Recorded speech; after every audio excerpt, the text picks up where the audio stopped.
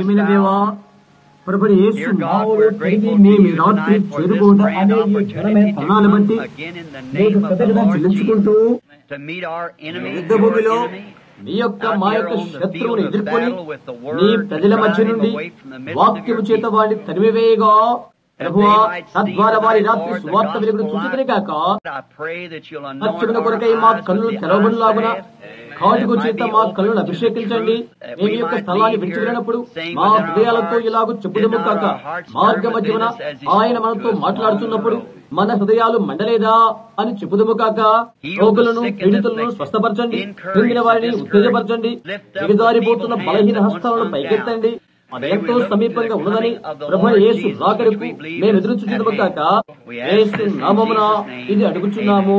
ఆమేన్. కూర్చోనండి.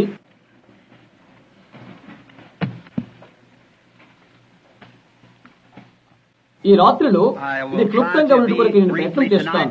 ఎందుకంటే దేశమందలి పలు విధమైన భాగాల నుండి కూడికకు అనేక మంది వచ్చి ఉన్నారని నాకు తెలుసు. లేక కొందరు ఆగి ఉన్నారు, తిరిగి వెళ్లవలసిన వారై ఉన్నారు. తిరిగి వెళ్ళే కొరకై మార్గాన్ని కలిగి ఉండవలసి ఉన్నది.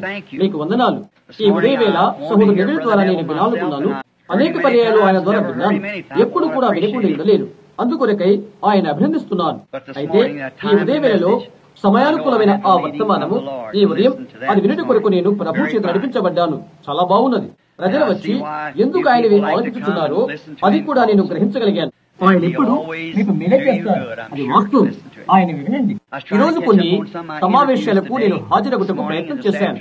ఈ ఉదయం ఈ మధ్యాహ్నం కూడా ఇంకా ఎన్నెన్నో వాటి నేను హాజరు కావాల్సి ఉన్నది. ఒకప్పుడు ఇత్రో మోషేతో ఇలాగ చెప్పాడు అనుకుంటున్నాను, అది నీకు చాలా భారమైనది అని చెప్పాడు. కాబట్టి ఈ సమస్య పరిష్కారాల కొరకై చాలా మంది సహోదరులు ఉన్నారు ఇక్కడ. వాళ్ళు ప్రతి ఒక్కరు న్యాయబద్ధమైన వారి జాగ్రత్త చూడటానికి అనేకమైన మంచి విషయాలు వారికి ఉన్నవి. ఇక్కడ మన విశ్వాసం ఉన్నటువంటి తదితర దైవ సేవకులు, పాస్టర్ గారు లేక సహోదరుడు మ్యాన్ కు నేను సిఫారసు చేస్తున్నాను. వారి ఎందుకు మీరు వెళ్ళండి, ఏమేమి చేయాలో అవన్నీ మీకు వారు తెలియజేస్తారు. కొందరు వారి పిల్లలు మిశ్రమ జాతి వివాహములు చేసుకున్నారు, అతన్ని తప్పిదాలు అవన్నీ. ఇంకొకరు ఎలాగో మీరు మీకు సహాయం చేస్తారు మీరు కూడా, ఎందుకంటే వారు క్రీస్తు దాసులై ఉంటున్నారు. వారి ఎందుకు మీరు వెళ్ళండి, మీకు అవసరమైన సహాయం వారు చేస్తారని ఖచ్చితంగా చెప్తున్నాను. అందరి దగ్గరికి నేను చేరుకోలేను. అలాగే మీరు వెళ్ళవలసిన వారు చాలా మంది ఉన్నారు. అవన్నీ చాలా చాలా కుప్పలైపోతున్నవి. వారందరి దగ్గరికి మీరు వెళ్ళాలనుకున్నట్లయితే అలా మీరు చేయలేరు. ఏ విధంగానైనా మీకు అది కార్యాచరణ కావాలని దేవుని విలువగా ప్రార్థిస్తున్నాను. సరే, రాత్రి మనం లేఖన దగ్గరికి వెళ్దాం. ఆదికాండం 3వ అధ్యాయం నుండి లేఖన భాగాన్ని చదువుకుందాం. ఇంకా గతంలో మనం మాట్లాడుకున్నటువంటి కొన్ని చిన్న విషయాలను తిరిగి పరిశీలన చేద్దాం. మనం నేర్చుకున్న దానికంటే ఇంకొంత ఎక్కువగా ప్రభువైన యేసు మనకు అనుగ్రహించలాగున ఆశిద్దాం. ఆయన చేయునని నేను ప్రార్థిస్తున్నాను. దేవుడిని యెహోవా చేసే సమస్త భుజతులలో సర్పము యుక్తిగలదై ఉండెను. ఆ స్త్రీతో ఇలా అడిగను, ఇది నిజమా? ఈ తోట చెట్లలో దేని ఫలమునైనను మీరు తినకూడదని దేవుడు చెప్పినా అని అడిగను. అందుకు స్త్రీ, ఈ తోట చెట్ల ఫలములను మేము తినవచ్చును అని సర్పముతో చెప్పాను. అయితే తోట మధ్యలో చెట్ల ఫలముల గురించి మీరు చావకున్నట్లు వాటిని తినకూడదనియు వాటిని ముట్టకూడదని చెప్పాను. అందుకు సర్పము, మీరు చావనే చావరు అని స్త్రీతో చెప్పాను. ఏలయనగా మీరు వాటి తిరుదినమున మీ కన్నులు తెరవబడిననియు అది దేవునికి తెలియను. మీరు మంచి చెడు ఎరిగిన వారై దేవదూతల వలె ఎదురనియు దేవునికి తెలియని స్త్రీతో చెప్పగా, స్త్రీ ఆ వృక్షం ఆహారములకు మంచిదనియు కన్నులకు అందమైనదనియు చూచి వివేకమిచ్చు రమ్యమైనదనియు ఉండుట చూచినప్పుడు ఆమె దాని ఫలమును తీసుకుని తిని తనతో పాటు తన భర్తకును ఇచ్చెను. అతడు కూడా తినెను. వారిద్దరి కళ్ళు తెరవబడెను. వారు తాము దిగంబరులమని తెలుసుకుని అంజూరపు ఆకులు పుట్టి తమకు కచ్చడములు చేసుకునేది. చదవబడిన ఆయన వాక్యములకు ప్రభు తన ఆశీర్వాదము తోడు చేయనుగాక. ఈ రాత్రి అందులోని ఒక పాఠాన్ని స్వీకరించాలనుకుంటున్నాను. దానిని సాతాను యొక్క ఏదేను అని పిలవాలనుకుంటున్నాను. సాతాను యొక్క ఏదేను అని పిలచుట కొంత వికృతంగా అనిపిస్తుంది కదా. గత ఆదివారం రాత్రి నేను మాట్లాడుతున్నప్పుడు ఆలోచనాపరుడైన మనిషిని వడపోత సాధనం, పరిశుద్ధుడైన మనిషిని రుచి అనుదానికి సరిపోలేని తలుస్తున్నాను. ఇటువంటి ముద్దగా బారిన వ్యావహారికాలు ఒకదానికి మనల్ని చేర్చి వాక్యమును పట్టణం చేరుకొరకై మనల్ని చేర్చి నిన్ను వాక్యాన్ని నడిపించజేస్తుంది. నా యొక్క సభికులంతా కూడా అదే చేయాలని నేను ఆశిస్తున్నాను. మనుషులు మాత్రం కాదు, కానీ జీవించినది దేవుని నోట్లలో వచ్చి ప్రతి మాట వల్ల జీవించను. రుచిత వాక్యాన్ని పఠనం చేయి, దాని చదువు. ప్రస్తుత దినాన మనం ఏ విధంగా జీవించవలనో అట్టి జ్ఞానయుక్తమైన గ్రాహ్యము నీకు అనుగ్రహించిన కొరకు దేవుని యొక్క నేత్రాలతో దాన్ని చదువు. రాత్రి ఇక్కడికి వచ్చి మీతో మాట్లాడుతూ, సరే నేను ఇది చేయగలను, అది చేయగలను అని ఇలా చెప్పవచ్చు. మీతో కలిసి ఈ రాత్రి మీ ఇంటికి వచ్చినట్లుగా ప్రజలతో నేను మాట్లాడాలనుకుంటున్నాను. అది సత్యమని దేవునికి తెలుసు. మీ ఒక్కొక్కరితో మీ ఇంటికి వచ్చి ప్రాతకాల పలహారం భుజించి రేపు మధ్యాహ్నం మీతో ఉడతల వేటకి వస్తాను. అవునా? అలా చేయాలని నేను ఆశిస్తున్నాను. అయితే అలాగూ నేను చేయలేను. మీతో ఇంటికి వచ్చి అలా కూర్చొని మీతో మాట్లాడాలని ఆశిస్తున్నాను. కూడికైన తర్వాత కూర్చొని దేవుని గురించి మీ క్షేమ సమాచారం గురించి అడగాలని ఆశిస్తున్నాను. అలా చేయాలని అభిష్టత కలిగి ఉన్నాను. ఇక్కడ ఉన్న ప్రతి పురుషుడు, స్త్రీ అలా చేయాలని నేను ఆశిస్తున్నాను. దేవునికి తెలుసు. అయితే నేను అలాగా చేయలేను. అలాంటి ఇబ్బంది, లాగుడు లేక పీడనము కలదు. మనము నివాసం చేస్తున్న ఈ ధైర్యహీన యుగములో నాకు నేను ఈ దినాన ఒకదాని కొరకై నా మనసు నిశ్చయించుకున్నాను. నేను అది ఇప్పుడే చేయవలసి ఉన్నది. రేపు నాకు అది మిలియన్ల మైల దూరంలో ఉంటుంది. ఒకటి కోత కోయబడుతుంది, అది ఇది చేసి ఉన్నది. చమత్కారాలకు నీకు సమయం ఉంటున్నది. అయితే నా యొక్క ప్రాముఖ్య నిరీక్షణ ఏదనగా సంఘానికి సువార్తను ప్రకటించడే. ఇంకా నేను చేయగలిగినంత మరి ఏ దినాన నేను ఈ భూమిని విడిచిపెట్టి వెళ్తాను, కానీ నేను భూమిపై ఉండగానే ఈ దినాన యేసు క్రీస్తుకు ఘనత తెచ్చుట, మీకు మేలు చేకూర్చే ఒక దాన్ని మీకు చెప్పుడు కొరకై నేను వచ్చాను. నేను ఈ ఉదయం ఇంటికి వెళ్ళిన తర్వాత నేను చదివాను, అది చెప్పుడు కొరకై వచ్చాను. ప్రజలకు మేలు కలుగు చేయనిది ఈ రాత్రి నేను ఏది చెప్పాలి ప్రభువా? సోదరుడు నేవల్ ఈ ఉదయం మన కొరకై తెచ్చిన గంభీరమైన వర్తమానం వింటూ, ఒక వైద్యుడు రోగాన్ని నేస్తాడు. అయితే పల్లెం నిండా సూదులు పెట్టుకుని వచ్చిన వ్యక్తి అతను ఇంజక్షన్ ఇస్తాడు అని అతను చెప్పి ఉన్నది. ఎంతో అద్భుతంగా ఉందని నేను తలస్తూ ఉంటుంది. నిజంగా ఎంతో సూక్ష్మతతో కూడిన వ్యక్తీకరణ అని నేను తలస్తూ ఉన్నాను. వ్యాధి నిర్ణయించిన తర్వాత సూర్యమందు టీకాల గురించి ఆలోచించాను. అందుచేత అది ఎంతో మంచి విషయం. ఈ యుగానికి సంబంధించిన దేవుని యొక్క వాగ్దానం మీరు దాన్ని వివరం చేసుకుంటూ కొరకై మాట్లాడాలని ఆశిస్తున్నాను. మరొక దినాన ఉన్నటువంటి మరెవరో కలిగినటువంటి మరొకటి ఏదో కాదు. అవి మంచివే, అవన్నీ మనం పరిశీలన చేయవచ్చును. ఇక్కడ నేను రాసుకున్నటువంటి కొన్ని లేఖన భాగాల నుండి ఒక విషయాన్ని మీ ఎదుగు తీసుకుని రావాలన్న ప్రయత్నం చేస్తున్నాను. అది మీకు జ్ఞానోపదయం కలుగు చేస్తున్నది. ఇప్పుడు మీరు పోరాడుతున్న యుద్ధ భూమిలో మిమ్మల్ని యోగ్యమైన సైనికులుగా తయారు చేస్తుంది. శత్రు యొక్క కుయుక్తులను మీరు నేర్చుకోగలుగుతారు. అందుచేత అతని మీ ఎద్దుకు తీసుకుని వచ్చే సమస్తాన్ని మీరు నిలుపు చేయగలుగుతారు. అదే ప్రాముఖ్యమైన విషయం. మీరు ఎంతగా చేయగలుగుతారో అంతగా ముష్టియుద్ధంలోని గుద్దులను ఆపు చేయడానికి నేర్చుకుంటారు. సరే, కొద్ది నిమిషాలు మనము నివాసం చేస్తున్న ఘోరమైన దినముల గురించి కొద్ది నిమిషాలు చూద్దాం. చరిత్రలో క్రితం అటువంటి రోజున్నట్లుగా నేను చదివినట్లుగా నాకు నమ్మకము లేదు. ప్రతి విషయమందును దేవుని యొక్క బిడ్డలు మరణం వరకు యాతన పెట్టబడిన ఘోరమైన దినాలు ఉన్నవి. శత్రు యొక్క మోసకృత్యాలు మనం చూస్తున్నట్లయితే మనము జీవించినటువంటి దినము అలాంటి రోజు మరొకటి ఇంకొకటి లేదు. ఎంతో మోసపూరితమైన కుయుక్తితో కూడిన రోజు. నేను దీన్ని చూస్తున్నప్పుడు క్రైస్తవుడు ఇతరత్రా కాలంలో ఉన్న దానికంటే ఈనాడు అతడు తన మునివేలపై ఉండి, అనగా పరుగు పందెంలో ఉన్నట్లుగా చేస్తుంది. ఇది సంఘానికి రోమ్ చేసిన గత కాలం మంది హింస దినాలలో ఒక క్రైస్తవుడు తప్పు చేస్తే అతడు ఆటల స్థలానికి కొనివ్వబడతాడు. సింహాలకు ఇంకా అలాంటి వానికి ఆహారంగా వేయబడతాడు. సాక్ష్యాన్ని బట్టి అతని క్రైస్తవుడిగా కనుగొన్నట్లయితే అలా చేస్తారు వారు. అతని ఆత్మ రక్షింపబడినది. ఎందుచేతనంటే అతను నిష్కలంకమైన పరిశుద్ధమైన దేవుని యందు విశ్వాసి కాబట్టి అతను తన రక్తము ద్వారా ఆనందముతో సాక్ష్యాన్ని ఇచ్చాడు. అతని రక్తనాళాలు బీట్లు మారినంతగా లేక దేహమందలి రంధ్రాలు పడుతుండగా రక్తం బయటికి కారిపోతున్నప్పుడు యథార్థమైన విశ్వాసముతో ప్రభువైన యేసు నా ఆత్మను స్వీకరించు అని కేకవేస్తాడు. మరి ఎప్పుడైతే సాతాను యొక్క కుయుక్తి వారు క్రైస్తవులు కాకున్నప్పటికీ ప్రజలు క్రైస్తవులు అనుకుని అలా తలంచే రీతిగా చేయుట, ఆ విషయం అలా ఉన్నది. నీవు ముద్రింపబడిన అవసరం లేదు. నీ సాక్ష్యానికి దూరంగా నీవు ముద్రించబడవలసినప్పుడు అలాంటి ఎంతో మోసపూరితమైన దినమవుతున్నది. ప్రతి విధమైన మోసపూరితమైన వలను పెట్టి ఉంటున్నాడు. అతడు మోసగాడు. మనం నివసిస్తున్న ఈ దినం ఎలాగుడునని మత్తయి సువార్త 24లో యేసు చెప్పాడు. ఈనాటికంటే బహు మోసపూరితమైన దినము ఇది. అతని మోసపరచడానికి వీలైతే ఏర్పరచుకున్న వారినే మోసపోర్చుట్లుగా ఎంతో సమీపంగా ఉంటున్నది. ఇప్పుడు లేఖన భాగాలను కొన్నిటిని లేక ప్రవచనాలను కొన్నిటిని నేటి దినాన్ని గురించి బైబిల్ నందు చెప్పండి వాటిని పోల్చి చూద్దాం. మనం ఇప్పుడు నివసిస్తున్న దినానికి పోల్చి చూద్దాం. 2 తిమోతి 3లో మనము దీన్ని పఠనం చేస్తున్నాము. ఈ దినాలలో ఈ విధంగా ఉండవని ప్రవక్త చెప్పాడు. మనుషుల అహంకారులు, గర్భాంధులు, దేవుని కంటే సుఖానుభవం ఎక్కువగా ప్రేమించేవారు. ఒక క్షణం దాన్ని పోల్చి చూడు. మేము దాన్ని సంక్షిప్తం చేస్తున్నాము, ఎందుకంటే దాని ఎంతటినీ తీసుకునగలిగినంత సమయం మాకు లేదు. అయితే నీవు ఇంటికి చేరుకున్న తర్వాత దాన్ని పట్టం చేరుకునకై ఇది కేవలం ఒక మేల్కొలుపు లాంటిది. గర్భాంధులు, అహంకారులు, దేవుని కంటే సుఖానుభవం ఎక్కువగా ప్రేమించేవారు, అతి ద్వేషులు, అపవాదికులు, సజ్జన దేశులు. ఈ సంగతులు కడవరి కాలమందు జరుగునని ఆత్మ తేటగా చెప్తున్నాడు. ఈ దినాలనే ప్రవచనం దాని గురించి మాట్లాడుతుంది. మనము దీన్ని ప్రేరణ 14 కాదు 3:14లో లౌకిక సంఘ కాలంలో చదువుతున్నాం. ఈ ఆఖరి దినములో సంఘం ఎలాగునో అనేది అవసరమిగా ఏమీ లేదన్నట్లుగా ఒక విధవరాలు కూర్చున్నట్లుగా కూర్చున్నదని చెప్పబడుతున్నది. అది ధనవంతమైనది, ధన సమృద్ధి చేసుకున్నది,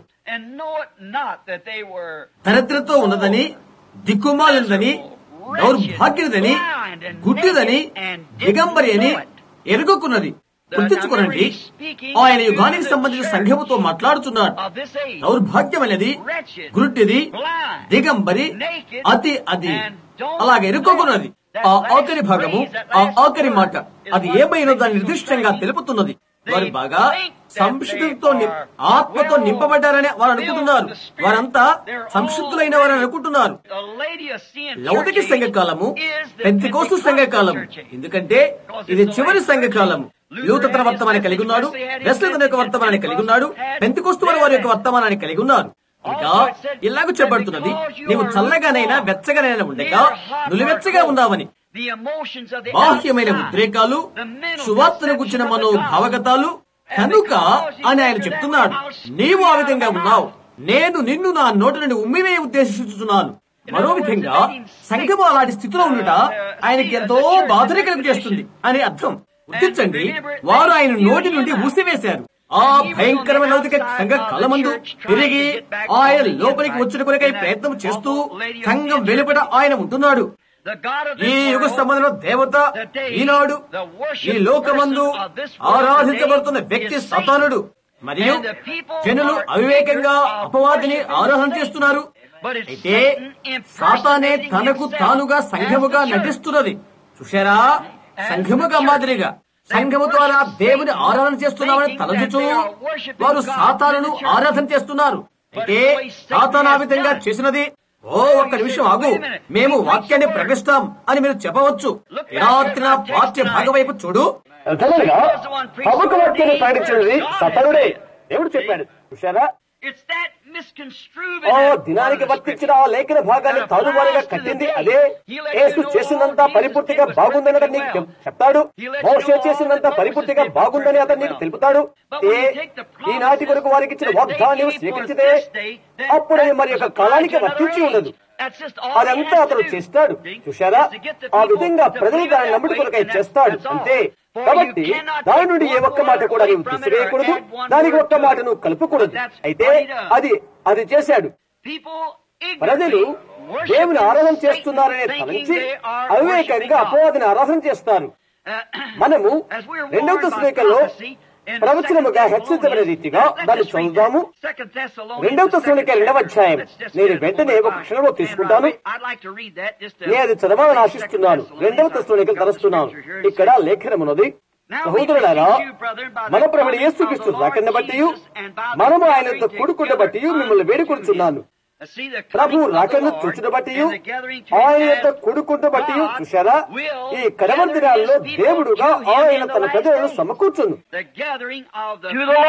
ప్రభు కొరకు ప్రజలు కొడుకునుట, సంఘము కొరకు కాదు, ప్రభు కొరకు ఆయన యొక్క కొడుకునుట.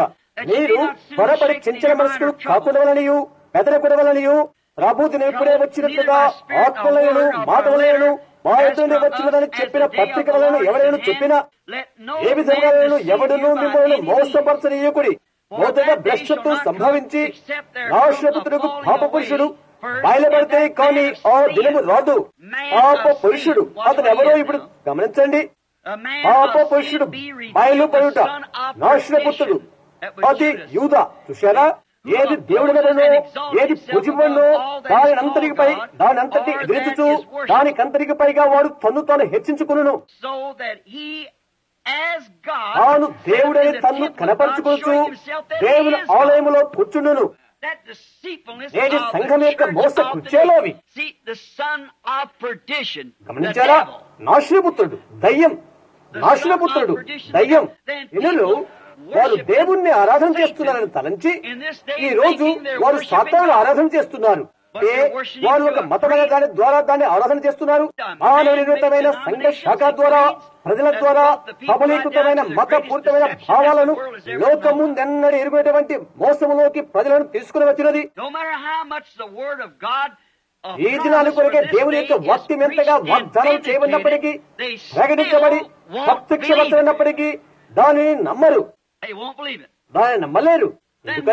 ఎందుకని అది మనం ఆశ్చర్యపోతాం. ఎందుకని దాన్ని నమ్మరు? ఒకదాని దేవుడు చేస్తాను చెప్పినట్లయితే ఆయన చేస్తాడు. అయినప్పటికీ వారు తమ వీపులు చూపుతారు, దానికి దూరమైపోతారు. ఏ విధంగా దేవుడు చెప్పినది దేవుడు చేయునని హవ్వ ఎదిగి ఉండి అలా చేసినదో అలాగూ. అయితే ఆమె అతడు ఏమి చెప్పునో అని అది వినడానికి వెనుకకు తిరిగినది. గుర్తుంచుకోనండి, మిగతా కాలంలో కూడా అంటే అది ఇప్పుడు కూడా అలాగే. ప్రతి యుగములోనూ వాక్యమును వారిని తరువల చేస్తూ ఇంకో యుగాన్ని చూచినట్లుగా వారిని చేస్తూ అదెప్పుడు అలాగే చేస్తుంటుంది. చూడండి, యేసు వచ్చినప్పుడు యూదామత బోధకుల్లోనూ రబ్బీలలోనూ యాజకుల్లోనూ ఆ గుంపుల్లో సాతాను ఉండి అలా చేశాడు. ఆ దినాన మనిషి కుమారుడు బయలుపరచబడవాలని సాక్షాత్తు దేవుని యొక్క వాక్యం చెప్తున్నప్పటికీ మోషే ధర్మశాస్త్రాన్ని గైకొనాలని సాతాను వారికి నేర్పుతూ ఉండెను. చూశారా, ఆయన బయలుపరచుకున్నాను కనుక వారు భక్తి కలుగుట కొరకే మోషే ధర్మశాస్త్రం పైన ఉండుట కొరకే వారు ప్రయత్నం చేశారు. అతను ఏమి చేశాడు? ఆ వాక్యం యొక్క భాగము ఖచ్చితంగా వాస్తవేనని వారికి తెలియజేయ అతను ప్రయత్నం చేశాడు. అయితే ఈ మనుషుడు ఆ వ్యక్తి కాదు. అతను ఏ విధంగా మోసం చేస్తాడో చూడండి. అది నిజంగా మోసకరమైన దినము. అది అలాగే ఉంటున్నది. మరి ఇప్పుడైతే సాతాను తన యొక్క రాజ్యాన్ని భూపైన స్థాపన చేస్తున్నాడు. అతడు ఆ విధంగానే చేస్తూ ఉంటాడు. అతడు తన సొంత రాజ్యాన్ని స్థాపన చేయడం కొరకు అలా చేస్తుంటాడు. ఒక వ్యాపారస్తులలాగా. అది క్రైస్తవుడు కాదు సుమా. నీ చేత ఏదో ఒక పాపము చేయించడం కొరకై అతను ఏదో ఒక ప్రణాళిక చేస్తాడు. నీవు ఆ విధానాన్ని చెప్పుటకు, నీవు అది చేయటకు అతనికి ఒక వ్యక్తిగత లబ్ధి ఉద్దేశం ఉన్నట్లయితే ఆయన గురించి సత్యులకు నీవు ఉండునావులా నీవు చూపించగలిగినంత అతను చేయిస్తాడు. ఎందుకంటే అతను తనపైన తనకు ఒక భావన కలిగి ఉన్నాడు కాబట్టి. అతనెంత మోసము చేసినా అబద్ధాలాడినా అది అనవసరమే, కానీ అతని వ్యక్తిగత లాభాన్ని కలిగి ఉంటాడు. అందువల్లనే సాతానుడు ఇది చేశాడు. అది చేయటి కొరకు పరిచయం ద్వారా కార్యనిర్వహణ చేశాడు. ఎలాగ దేవుడు చేస్తాడని వాగ్దానం చేశాడో అలాగూ సరే ఏదైనా భక్తి భావపూరితంతో అతడు ఆరంభం చేశాడు. అప్పటి నుండి దాన్నే అతను కొనసాగిస్తున్నాడు. ఒక విధమైన కమ్యూనిస్టు గుంపును పెట్టడం ద్వారా కాదు. కమ్యూనిస్టులకు దీంతో ఏమీ సంబంధం లేదు. నీవు గమనించవలసిన సంఘమా, అవును, ఏర్పరచుకున్న వారిని మోసము చేసేది కమ్యూనిస్టులు కాదు. ఏర్పరచుకున్న వారిని సహితము మోసము చేయండి సంఘము. చూశారా, కమ్యూనిస్టులు కాదు. దేవుని వారు ఉపేక్షిస్తారని మనకు తెలుసు. వారు అంత్యక్రీస్తు సంబంధితులే. వారికి ఒక సిద్ధాంతం కలిగి ఉన్నారు. అయితే వారు అంత్యక్రీస్తు కాదు. అంత్యక్రీస్తు భక్తి సంబంధమైనది. చాలా భక్తి కలిగవారు లేఖనాన్ని మళ్లిస్తారు, దాన్ని ఎంతో విశ్లపరుస్తారు. ఎలాగనగా ఆదిలో అపవాది ఆనాడు చేసిన రీతిగా చేస్తారు. అతడు విపులతనే చేశాడు. దేవుడు చెప్పాడు, నీవు తోట చెట్లన్నింటిలోని ప్రతిఫలమును తినకూడదు అని. చూశారా, అతను బయటికి లాగాడు. ఆమె చెప్తుంది, అవును, తోట చెట్లను ప్రతి ఫలమును మేము తినవచ్చును, అయితే తోటలోనున్న మధ్య చెట్లు గురించి మీరు తినకూడదు, మీరు ముట్టకూడదు అని దేవుడు చెప్పాడని ఆమె చెప్పినది. ఎందువల్లంటే మేము అది చేసిన దినాన ఆ దినాన మేము చనిపోతాము. అతను చెప్పాడు, ఓ మీరు చావనే చావరు, ఎందుకు అలా దేవుడు చెప్పాడో నేను ఇది చెప్తాను అని అన్నాడు వాడు. ఎందువల్లంటే చూడండి, అతను విపులీకరించింది సత్యమే. గమనిస్తున్నారా? అతను చెప్పాడు, అది మీ కన్నులు తెరచును, అది మీరు మంచి చెడు ఎరుగుట్లుగా చేయను, అప్పుడు మీరు దేవుని వలె ఉంటారు. ఇది చేసినట్లయితే చేయాలని అభిలషించినది అదే ఈ రోజు చేయడానికి ప్రయత్నం చేస్తున్నది. అది ఏదేని తోట నుండి ఆరంభం నుండి అది మత సంబంధమైన మోసమే ఉంటుంది. అది అలాగే ఉంటుంది. ఆదాము కాలమందు అది మోసమే అయినది, నోహు కాలమందు అది మోసమే అయినది, యేసు కాలమందు అది అదే ఉంది. మరి ఇప్పుడు అదే స్థితి అలాగే ఉంటుంది, మత సంబంధమైన మోసము. దేవుడు ఇప్పుడు తన భూమిని స్వాధీనపరుచుకున్న ఆ స్థితిని మనం ఇప్పుడు గమనిద్దాము. అప్పుడు దేవుని వాక్యాన్ని త్రేణీకరించడం ద్వారా సాతాను దాన్ని స్వాధీనపరుచుకున్నాడు. అప్పుడు ఒకప్పుడు దేవుడు భూమిని తన స్వాధీనపరుచుకున్నాడు. వాటి యొక్క స్థాన భ్రమంలో ఆయన దాన్ని ఉంచాడు. అది పనిచేయటకు ఆయన ఉంచున్నాడు. ఆయన అన్ని చేసి ఆయన స్వాధీనం ఉంచుకున్నాడు. సాతాను తన స్వాధీనం చేసుకున్న తర్వాత మనం ఇప్పుడు దాన్ని పోల్చి చూద్దాం. 6000 సంవత్సరాలకు దేవుని దగ్గర నుండి అది తీసుకున్నాడు. అంత ఎక్కువ కాలాన్ని తీసుకోలేదు, కానీ ఆయన ఆ కాలాన్ని తీసుకున్నాడు. 6000 సంవత్సరాలు ఎందుకంటే ఒకనాడు మనం అది బోధించబడినాం. పరలోకములో ఒక దినము భూమిపై 1000 సంవత్సరాలని. మరి 6000 సంవత్సరాలు లేక దేవుడు భూమిని 6 దినాల్లో కట్టాడు. దాని నిర్మాణం చేయడానికి దేవుడు 6000 సంవత్సరాలు తీసుకున్నాడు. మంచి విత్తనాలను నాటి అవి వాటి జాతి ప్రకారంగా ఫలించడం కొరకై అలా చేశాడు. ప్రతిదీ వాటి జాతి ప్రకారంగా వస్తుంది. ఆయన యొక్క విత్తనాలన్నీ మంచివే కాబట్టి అవన్నీ వాటి జాతి ప్రకారమే మొలకెత్తులై ఉన్నవి. దేవుడు 6000 సంవత్సరాలు తీసుకున్నాడు. చివరిగా అదంతా ఆయన చేసిన తర్వాత భూపైన అందమైన స్థలమైన ఆయన ముఖ్య స్థానానికి మనం వచ్చాం. తూర్పు వైపునున్న ఏదేను తోటగా పిలువబడినది. ఏదేను తోటలో ప్రపంచ ప్రాముఖ్య స్థానాన్ని దేవుడు నిర్మాణము చేశాడు. అది ఏదేనులో తోటలోని తూర్పు దిశగా చివరి భాగాన ముఖ్య స్థానం ఒకటి ఉన్నది. దానంతటి మీద ఆయన కుమారుని యొక్క భార్యను ఉంచాడు. అవును, అదే దేవుడు చేసినది. సంపూర్ణమైన ఆధునికలో ఆయన వారిని అక్కడ ఉంచాడు. వారు గాలితో మాట్లాడగలిగిరి, వారు దానిని ఆపడానికి అలా చేయగలిగిరి. చెట్టుతో వారు మాట్లాడగలరు, అది ఇక్కడి నుండి అక్కడికి కదలి వెళ్ళగలదు. సింహము తోడేలు కలిసి భుజించినవి, గొర్రె పిల్లవారితో కలిసి పండుకున్నది.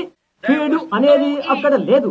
అది నిండారిన సమాధానము, నిండైన ఆహ్లాదము, అంత సంపూర్ణమైనది. దేవుడు తన స్వాధీనం ఉంచుకున్నప్పుడు అది అలాగే ఉన్నది. గమనించు, ఆయన లోకాన్ని అలాగూ కలిగి ఉన్నాడు. సమస్తము ఆయన నిర్వహణలో ఉన్నది. అన్ని ఆయన దగ్గర వచ్చుతున్నవి. ప్రతిదీ సహకారమే. చనిపోవడం అనేది లేనే లేదు, నాశనం అనేది ఏది లేదు, చెడిపోయేది ఏది లేదు, అంతా సంపూర్ణమైనవే. అన్నిటికి పైగా ఆయన బిడ్డలను, ఆయన కుమార్తెల ఒక భార్యాభర్తలను స్వాధీనపరచుకుంటూ అక్కడ ఉంచాడు. దేవుడు ఎంతగానో సంతృప్తి చెందాడు. 7వ దినాన తన పని అంతటి నుండి ఆయనకు శాంతి తీసుకున్నాడు. ఈ సబ్బాతును ఆయన కొరకై పరిశుద్ధపరిచాడు. ఎందువలనగా 6000 సంవత్సరాల తర్వాత ఆయన దాని అంతటిని సంశుద్ధం జరిగించిన తర్వాత దేవుడు దాన్ని చూశాడు. అది వెలుగులోనికి వచ్చేట్లుగా చేశాడు. పర్వతాలను నిలిపి అగ్నిగోళాలను చేశాడు. పర్వతాలను నిలిపి అగ్ని పర్వతాలను ఎగరవేశాడు. అవన్నీ పొంగిపోయినట్లుగా చేసి పలు రకాలైనవి కలుగు రీతిగా చేశాడు. ఆయన అనుకున్న రీతిగానే దాన్ని ఎండబెట్టి అది ఎలాగునో అనుకున్నాడో అలాగే నిలిపాడు.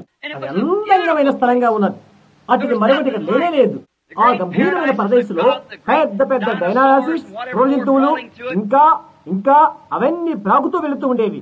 గంభీరమైన జంతువులు, అపకారం అవి చేసేవి కాదు. అవన్నీ చిన్ని పిల్లల వలె సాధులై ఉండేవి. వాటిలో ఇంకొకటి లేదు. వ్యాధి దుఃఖములు లేవు. వ్యాధి మూలకమైన ఒక్క క్రిమి భూమిపైన లేదు. అప్పుడు ఓహో, ఎటువంటి స్థలం అది! గంభీరమైన పక్షులు ఒక చెట్టుపైన మరొక చెట్టుపైకి ఎగురుతూ ఉంటాయి. ఆదాము వాటికి పేరు పెట్టి పిలిచేవాడు. అవి అతని భుజాలపైకి ఎగురుతూ కూ అని పిలిచేవి. ఎటువంటి అద్భుతకరమైన స్థలాన్ని దేవుడు కలిగినను. ఆ తర్వాత తన యొక్క సొంత దేహం నుండి ఆయన యొక్క తలంపున ఒకటి చేశాడు. నీవు నీ యొక్క తండ్రి తలంపుల్లో ఒక కోరికగా ఎలా ఉన్నావో అలాగే దేవునికి ఆయన దేహమందు తలంపు ఉండెను. గమనించు, నీవు నీ యొక్క నాయనలో ఉండి ఉన్నావు. ఉదాహరణకు నీవు నీ తండ్రి, నీవు నీ తండ్రిలో ఉన్నప్పుడు నీకేమీ తెలియదు. జీవకణము పురుషుడి నుండే వస్తుంది. మగదానిలోనే రక్తకణం ఉన్నది. స్త్రీ అందమును కలిగి ఉంటున్నది. అందుచేత రక్తకణములోనే జీవం ఉన్నది. అటు తర్వాత నీవు నీ తండ్రిలో ఉన్నప్పుడు వాస్తవంగా అదేంటో నీకు తెలియనే తెలియదు. విజ్ఞాన శాస్త్రము, దేవుని యొక్క వాక్యము నీ తండ్రిలో ఉన్నావని తెలియజేస్తున్నది. అంటే దాని గురించి నీకేమీ తెలియదు. నిన్ను గురించి తెలుసుకోవాలని నీ తండ్రికి అభిలాష ఉంటుంది. నీ తండ్రి నీ తల్లితో ఏకీభావం కలిగి ఉండడం ద్వారా నీవు నీ తండ్రికి తెలియపరచబడ్డావు.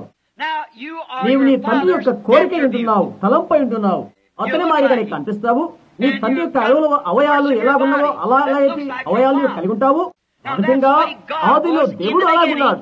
ప్రతి ఒక్క దేవుడి కుమారుడు, ప్రతి ఒక్క దేవుడి కుమార్తె ఆదిలో దేవుడిలో ఉండి ఉన్నారు.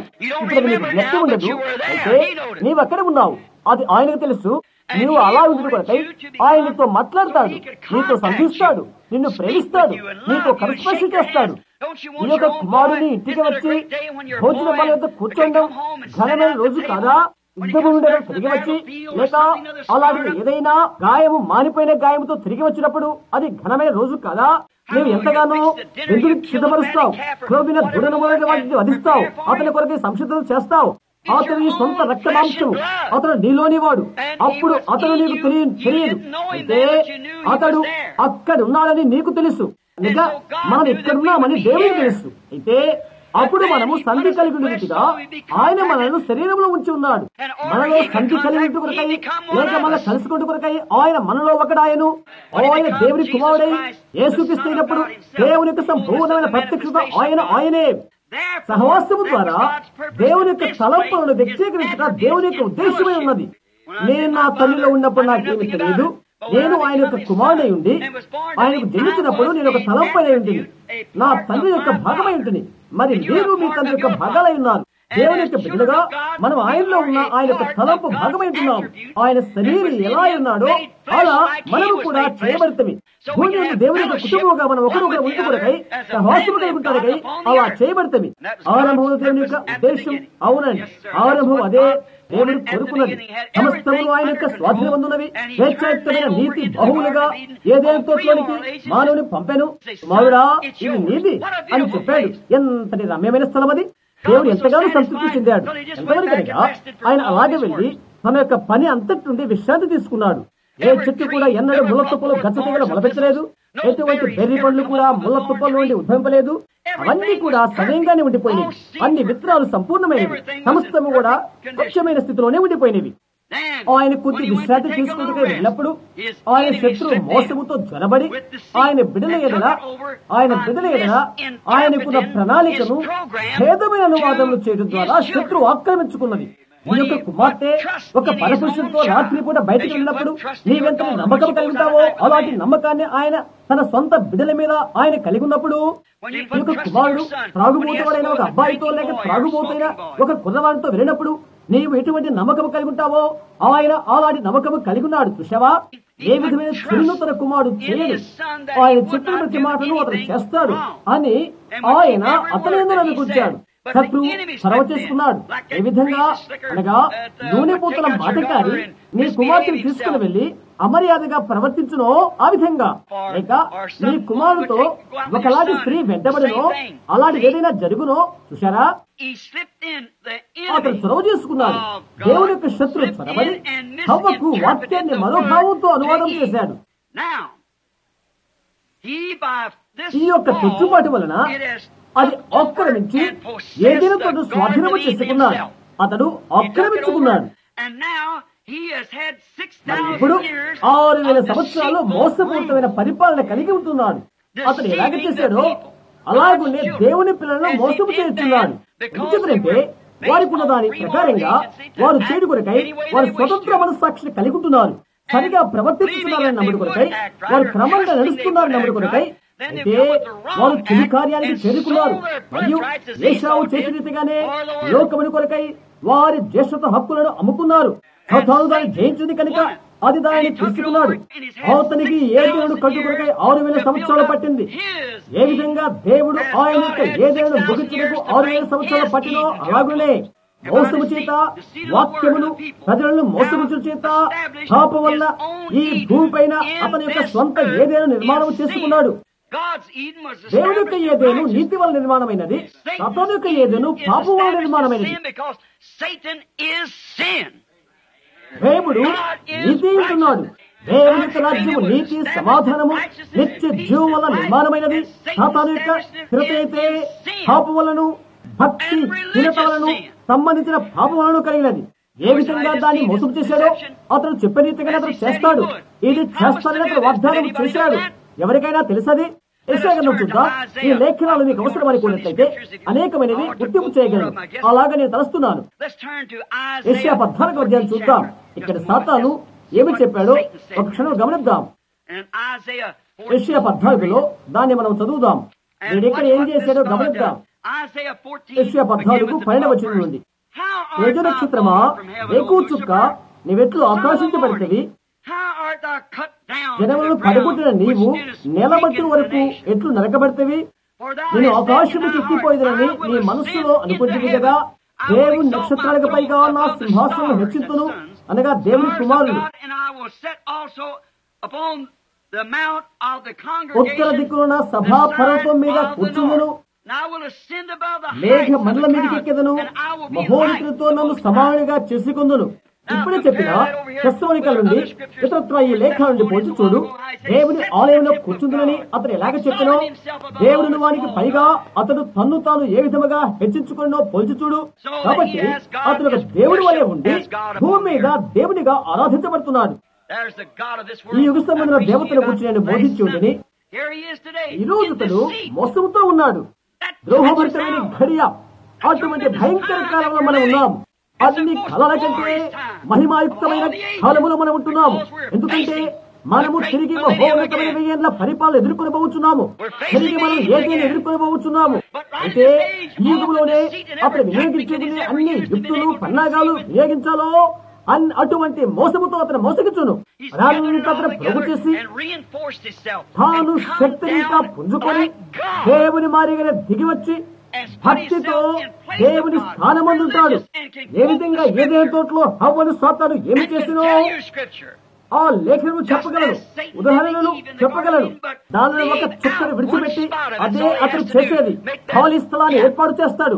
గతరాత్రులు మనం మాట్లాడుకున్న రీతిగా ఆలోచన పడిన మనిషిని వడపోత సాధనం వలె ఆ ఖాళీ స్థలంలో దయ్యం యొక్క సిద్ధాంతం అనే విషయాన్ని పోస్తాడు. సర్వోన్నతులతో తను సమానంగా చేసుకుంటానని అంటున్నాడు. ఆకాశాలకు పైగా, నక్షత్రాలకు పైగా ఎక్కుదని అంటున్నాడు. దేవుని వల్లే అతను కూర్చుంటానని, మహోన్నతుల పైగా ఉంటానని అతను అంటున్నాడు. అతని భయోత్పాతాల చేత విజయం పొందుకుంటాడు. అలాంటి భీకర విషయాల జయించడం చేత అద్భుతకరమైన జయాన్ని పొందుకోగలుగుతాడు. ఏ విధంగా ఆ కాలానికి సంబంధించిన దేవుని యొక్క వాగ్దాన విలువలను చెప్పినట్లు ప్రజలు అతనికి అనుమతించడం ద్వారా అలా జరుగుతుంది. ఇది హేతుకంగా అతను చేసింది అదే. ప్రతి యుగములోనూ దాన్ని అతను వివరించాడు. ఆకాశం నుంచి వర్షం పడుట అసంభవం అని అతను వివరించాడు. ఎందుకంటే అక్కడప్పుడు వర్షాలు లేవు. గంభీరమైన విజ్ఞాన శాస్త్ర సువార్తను ఏదైనా తోటలో ప్రకటించిన అతడు చంద్రమండలంలోకి ఆయుధాలను ప్రయోగించి అక్కడ ఎటువంటి తేమ లేదని నిరూపించగలడు. సుమా, వర్షం రాగలని దేవుడు చెప్పాడు. సాతానుడైతే శాస్త్ర పరిశోధన ద్వారా ప్రజల మనస్సులోకి విషపూరితము చేసి జయించగలడు. అయితే అదే జరిగి తీరింది. అది జరుగుతుందని దేవుడు చెప్పాడు. అది అలాగే జరిగింది. ఆయన చేశాడు. యేసయ్య దినాల్లో అదే విషయాన్ని అతను చేశాడు. మోసము ద్వారా చూశారా, వాక్యానికి విరోధమైన అర్థం చెప్పడం ద్వారా వారి యొక్క మనస్సులను మరలా విషపూరితము చేశాడు. నీవు దేవుడి కుమారుడైతే నీవు ఒక చేయి, నేను చేస్తాను అన్నాడు. యేసు అయితే దానికి పులకించిపోలేదు. ఆయన చేయలేదు. దేవుడు విదూషకుడు కాదు. సాతానుడు అడిగిన దానికి ఆయన జవాబు ఇవ్వనవసరం లేదు, అవసరం లేదు. మనుష్యుడు రొట్టె వల్ల మాత్రమే కాదు కానీ దేవుని నోటి నుండి వచ్చి ప్రతి మాట వలన జీవించును అని యేసు చెప్పాడు. అతని ప్రలోభానికి ఆయన లోబట్టబడలేదు. రొట్టె చేయడానికి అవసరం లేదు, అది ఆయన చేయగలడు. దయ్యానికి ఆయన ఆలకలి ఉండవచ్చు, కానీ దైవ యొక్క మాటలు ఆయన ఆలోచించాడు. అది భక్తిపూర్తమైన పాపం. ఆరంభంలో వలె అది ఎంతగానో మోసపూరితమైనది. ఇప్పుడు గమనించండి, ప్రత్యేకించి అది కేవలం అనుదిన పాపము కాదు, అనగా వ్యభిచారము, మద్యపానం సేవించుట, దేవుని వ్యర్థముగా ఉచ్చరించుట మొదలగునవి కాదు. కానే కాదు. సంవత్సరాల క్రితము పాతకాలం వారు ఇక్కడ ఉండి ఉండవచ్చు. తీర్పు దినాన నిరుత్సాహములు అని నేను బోధించిన వర్తమానం వారి జ్ఞప్తి ఉంటుంది. వ్యభిచారైన స్త్రీ, ఆమె అక్కడ నిరుత్సాహపడబోదు. ఆమె ఎక్కడికి పోతుందో ఆమెకు తెలుసు. తాగుబోతువాడు, నాటు సరాయి కాచేవాడు, దూతగాడు నిరుత్సాహపడాడు. అబద్ధికుడు, దొంగ నిరుత్సాహపడబోడు. ఎవరైతే బాగున్నారని తలస్తున్నాడో అతడు అక్కడ నిరుత్సాహపడతాడు. అలాంటి వాడు వచ్చి ఇలా అంటాడు, ప్రభువా, నేను సువార్త పడించలేదా? నీ నమ్మని పెట్టిన దయ్యాలు వెళ్ళగొట్టలేదా అని చెప్తాడు. అక్రమ చేయవాడా, నా దగ్గర నుంచి వెళ్ళిపో, నీవెవరో నేను ఎరుగను అని యేసు చెప్తాడు. అక్కడ నిరుత్సాహం ఉంటుంది. చూశారా, ఆ మోసవృక్షమే. నేనెంతగానో దీక్షతోనూ అపార్థతతోనూ ఉంటున్నాను. నేను వ్యత్యాసకరంగా ఉండాలని కాదు, నేను వ్యత్యాసపరుడుగా ఉండను. అయితే నేను నమ్మకస్తుడై ఉండాలి. నాకు ఒక వర్తమానం ఉన్నది, అది ప్రజల మధ్యకు చేరాలి. ప్రజల మధ్య ఎంతగానో అది గ్రహింపు కలిగి ఉండాలి. ప్రతి ఒక్కరికి నేను వ్యతిరేకమైన వారు తలస్తారు. వారే దాన్ని ఎదిగినట్లయితే అందరికీ నేను అయినవాడిని అవుతాను. ఆ హృదయంలో ఉన్నది ఉన్నట్టుగానే ఇక్కడ బైబిల్ గ్రంథంలో ఏమున్నదో అట్టి సత్యము దానిని వారి యొద్దకు నేను తీసుకుని వస్తాను. అది సత్యమే అని దేవుడు రుజువు చేయడు కనుక దాన్ని గూర్చి ఇంకా మరొకట్లేదు. వారిది చూడైనా చూడాలి, లేదా వారిది చూడకుండానే ఉండాలి. వారిది చూడాలని అనుకోవడం లేదు. ఎందుచేతంటే వారు ఎప్పుడూ అమ్మబడ్డారు కాబట్టి వారి యొక్క దేశం యొక్క హక్కును ఒక సంఘ శాఖకో లేక ఒక నిర్మాణ శాఖకో అమ్ముకున్నారు. ఒక నిర్మాణాత్మకమైన మతము ద్వారా పరలోకానికి చేరుకోవాలని వారి జ్యేష్ఠత్వ హక్కును వారు కట్టివేసుకున్నారు. అట్టి శాఖలోని వరకు సాతానుడు యజమాని ఉంటున్నాడు. ఏర్పాటు చేయబడినటువంటి మతమును దేవుడు చేయలేదు, లేదు, ఎప్పుడూ చేయలేదు. వారు దానికి అమ్ముకున్నారు. ఒక గుంపు జనము వాక్యాన్ని అనువాదం చేస్తారు. దీని అర్థం ఇది, దాని అర్థం అది అని చెప్తారు. దేవుడికి అనువాదికుడు అవసరం లేదు. ఆయన అనువాదమును ఆయనే చేస్తాడు. అది ఏ విధంగా చేయవాలో చెప్పుడుకు ఇంకొకరు ఆయనకు అవసరం లేదు. ఆయన సర్వసత్తాధికారి. ఏ విధంగా చేయాలో ఆయనే చెప్తాడు. ఆ విధంగా ఆయన తన యొక్క వాక్యాన్ని కాపాడుకుంటాడు. నమ్మే వారి వల్ల ఈ సూచికలు జరుగును అని ఆయన చెప్పినట్లయితే దాని అనువాదం అదే. ఆయన ఏమని చెప్పాడో అది జరిగిపోతుంది. ఈ కడవరి దినాల్లో ఇవి జరుగునని ఆయన చెప్పినట్లుగానే అవి అలాగే చేశాడు. ఆయన సమయం అయినదా కాలేదా అని ఆయన ఎవరిని అడగనవసరం లేదు. సమయం అనేది ఏంటో, ప్రణాళిక ఏదో ఆయనకు తెలుసు. ఏ మోసగాడికి సాతానుడు మత్తయి సువార్త 24:24 చెప్పట్లేదుగా ఎంతో మోసముతో ఉంటున్నాడు. జ్ఞానయుక్తమైన ఆత్మ యొక్క సువార్త ప్రణాళికల ద్వారా ఉన్నతమైన విద్య, ఉత్తమోత్తమైన నీతి శాస్త్రము, నాగరికత మొదలైన వారి ద్వారా అతని అబద్ధాలను నమ్మి దేవుని ఆరాధించాలని కోరేవారిని అతడు మోసము చేస్తున్నాడు. అది చేయాలనుకోలేదు. అయితే అందులో ఎంత జ్ఞానమున్నదో దానిని అతడు ఆమెకు చూయించాడు. ఆమెకు తెలియదు. ఆమె తెలుసుకోవాలని ఆశించినది ఆమె గ్రహించలేదు. అయితే ఆమె దాన్ని గ్రహించాలని ఆశించినది. అర్థం చేసుకోవాలని ప్రయత్నం చేయవద్దు అని దేవుడు చెప్పాడు. ఈ సంగతులను నేను అలాగే గ్రహించగలుగుతాను. నేను వాటిని గ్రహించలేను. నేను వాటిని నమ్ముతాను. నేను గ్రహించడం అవసరం లేదు. దేవుడు విశ్వాసం భావార్థము కాదు. ఆయన ఏం చెప్తున్నాడు దాన్ని నమ్ముదాము. ఇప్పుడు దేవుని యొక్క ఏదేనను సాతాను యొక్క ఏదేనను పోల్చి చూడు. యుగానికి దేవుడు వాగ్దానం చేసిన దేవుని వాగ్దాన వాక్యం యొక్క నిజ అనువాదాన్ని 6000 సంవత్సరాల తర్వాత పోల్చి చూడు. దాన్ని మనం పోల్చి చూచి అది ఎక్కడ ఉందో చూద్దాం. యేసుక్రీస్తు వారి కాలంలో సంఘానికి ఆయన ఎలా చేశాడో సత్యాన్ని తెలుసుకోవాలని దేవుని నమ్మకమైన కుమారులను ఆయన ఇంత ప్రయత్నించాడు. ఆయన కుమారులను, ఆయన ఆలోచన తలంపులైన కుమారులను ఆయన వాక్య వినుట ద్వారా ఆయనతో సహవాసం చేయాలని దేవుడు ఉంచి ఉన్నాడు. నీవు నీ తండ్రికి నమ్మకమైన కుమారుడైనట్లయితే నీ తండ్రి నీలో ఇలా చెప్తే నీతో అక్కడున్న నీటిలోనికి వెళ్లి ఈత కొట్టవద్దు, ఎందుకంటే అక్కడ నీటిలో మొసలున్నవి సుమా అని అతను నీతో చెప్తాడు. వెనకాల నుండి ఒకటి వచ్చి అంత మంచి నీళ్ల వంటి నీళ్ళకి ఉన్నవా, అందులో మొసలు లేనే లేవు అని చెప్తాడు. ఎవరి మాట వింటావు? ఇప్పుడు నీవు నిజమైన కుమారుడు అయినట్లయితే నీవు నీ తండ్రి మాట వింటావు. దేవుని యొక్క నిజమైన కుమారుడు కుమార్తె దేవుని యొక్క వాక్యాన్ని మొదలు స్వీకరిస్తారు. నీ గురించి ఎవరేమి చెప్పినా అవసరం, వారు మొట్టమొదటి దేవుని యొక్క వాక్యాన్ని స్వీకరిస్తారు. వినేలో విషయమున్నది, మరి దాన్ని వారు నమ్ముతారు. ఆయన వాక్యమైన సంపూర్ణమైన శ్వాసం ఇచ్చిన వారై ఆయన సంతానము, పరిశుద్ధత, ప్రేమ, నిత్య జీవమును ఏదేనూ తీసుకొస్తారు. అదే దేవుని యొక్క ఏదైనా ఉత్పత్తి చేసేది. పరిశుద్ధత, ప్రేమ, అవగాహన, సంపూర్ణత, నిత్య జీవమును ఏదేను తీసుకుని వచ్చును. అదే దేవుని యొక్క ప్రణాళిక. ఆయన వాక్యము, ఆయన సంతానము, గమ్యస్థానం, ఆయన యొక్క సంఘం ఉండినది అదే అలాగే ఉంటుంది. ఇక్కడ ఒక ఆలోచన గమనించు, మరవద్దు. నేను దాన్ని మరొక వర్తమానంలో మరొకసారి పొందుకుంటాను. అయితే ప్రతి విత్తనము దాని జాతి ప్రకారం పుట్టించునుగా అక్కడ దేవుడు చెప్పాడు. తెలుసా, అది దేవుని యొక్క ఆజ్ఞేనా? ఎవరైనా ఒక బోధకుడు ఏదైనా ఒక దాన్ని ఆ వాక్యాన్ని గురించి ఏదో చెప్పాలనుకుంటే ఏం ప్రయోజనం? అవునా? దేవుని యొక్క ప్రతి మాట విత్తనమే. యేసు అలాగే చెప్పారు, విత్తువాడు విత్తనం వెతుకుతున్నాడు. మార్కు 16 దేవుని యొక్క వాక్యమైనట్లయితే అది దాని జాతిని పుట్టించును. దేవుని యొక్క వాక్యమైనట్లయితే అది దాని జాతిని పుట్టించును. ఇతరత్ర ప్రతి ఒక్క వాగ్దానము దాని జాతిని పుట్టించును. చూశారా, ఇక్కడ సాతాను మారువేషం అది ఆ విధంగా కాదు అని చెప్పి అలా చెప్ప ప్రయత్నం చేశాడు. అది అర్థం చేసుకుంటున్నారా? చూశారా, అది ఈ దినానికి కాదు అని సాతాను చెప్తున్నాడు. అది మరో సమయానికి, అది అసలు అర్థం కాదు అని చెప్తున్నాడు. ప్రతి విత్తనము దాని జాతిని పుట్టించును.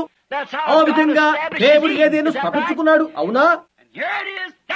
దేవుడు ఆ విధముగా ఆయన సంఘమును స్థాపించును. ప్రతి వాక్యము వాటి జాతినే ఉత్పన్నము చేయును. మనుషుల వల్ల మాత్రమే కాదు గాని దేవుని నోట్ల నుంచి ప్రతి మాట వలన జీవించును. చూశారా, సాతాను ఏదో తీసుకుంటాడు. అంటే దేవుడు చెప్పాడు, ప్రతి విత్తనము దాని జాతి ప్రకారము కలుగును, నమ్మిన వారి వల్ల ఈ సూచికలు జరుగును అని వాగ్దానం చెప్పినట్లయితే సంఘములో చేరు, మళ్లింప చేయాలి, మతపరమైన విషయాలను తెలుసుకో. అలాంటి విషయాలు బైబిల్ అంతట్లో లేనే లేవు. నమ్మిన వారి వల్ల ఈ సూచికలు జరుగునని యేసు చెప్పాడు. నా నామమున దయ్యములను వెళ్లగొట్టుదురు, రక్త భాషలు మాట్లాడుదురు, సర్పములు ఎత్తిపట్టుకున్నట్లయితే మరణకరమైనది ఏది త్రాగినను వారికి హాని కలగదు. 6 రోగుల మీద చేతులు ఉంచినప్పుడు వారు స్వస్థత పొందుకుంటారు. ఎవరైనా దాన్ని తిరస్కరించగలరా? చూశారా, ప్రతి విత్తనము దాని జాతిని పుట్టించును. దేవుని యొక్క సంతానమైతే, ఒక తలపు అయితే, ఒక కుమారుడు అయితే అలాంటప్పుడు దేవుని యొక్క వాక్యం నీలో విత్తబడుతుంది. గమనించారా? అటు తరువాత దేవుని యొక్క వాక్యాన్ని విన్నట్లయితే నా గొర్రెలు నా స్వరము వినును, అవి అన్యుని వెంబడించవు. అర్థమైందా? అటు మీదప ప్రతి విత్తనము దాని జాతిని పుట్టించును.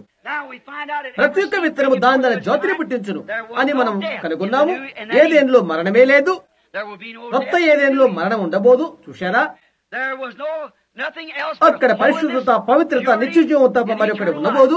సంపూర్ణమైన దేవుని యొక్క వాక్యమందని అపనమ్మకము చేత సాతాను యొక్క ఏదేనులోకి అపరిశుద్ధత అనే విత్తనము తీసుకుని రాబడినది. సాతానుడు అంత్యక్రీస్తుగా తన యొక్క సింహాసనాన్ని ఈ భూలోకమైన ఏదేనులోకి తీసుకుని వచ్చట్లో మనం ప్రవేశిస్తున్నాము.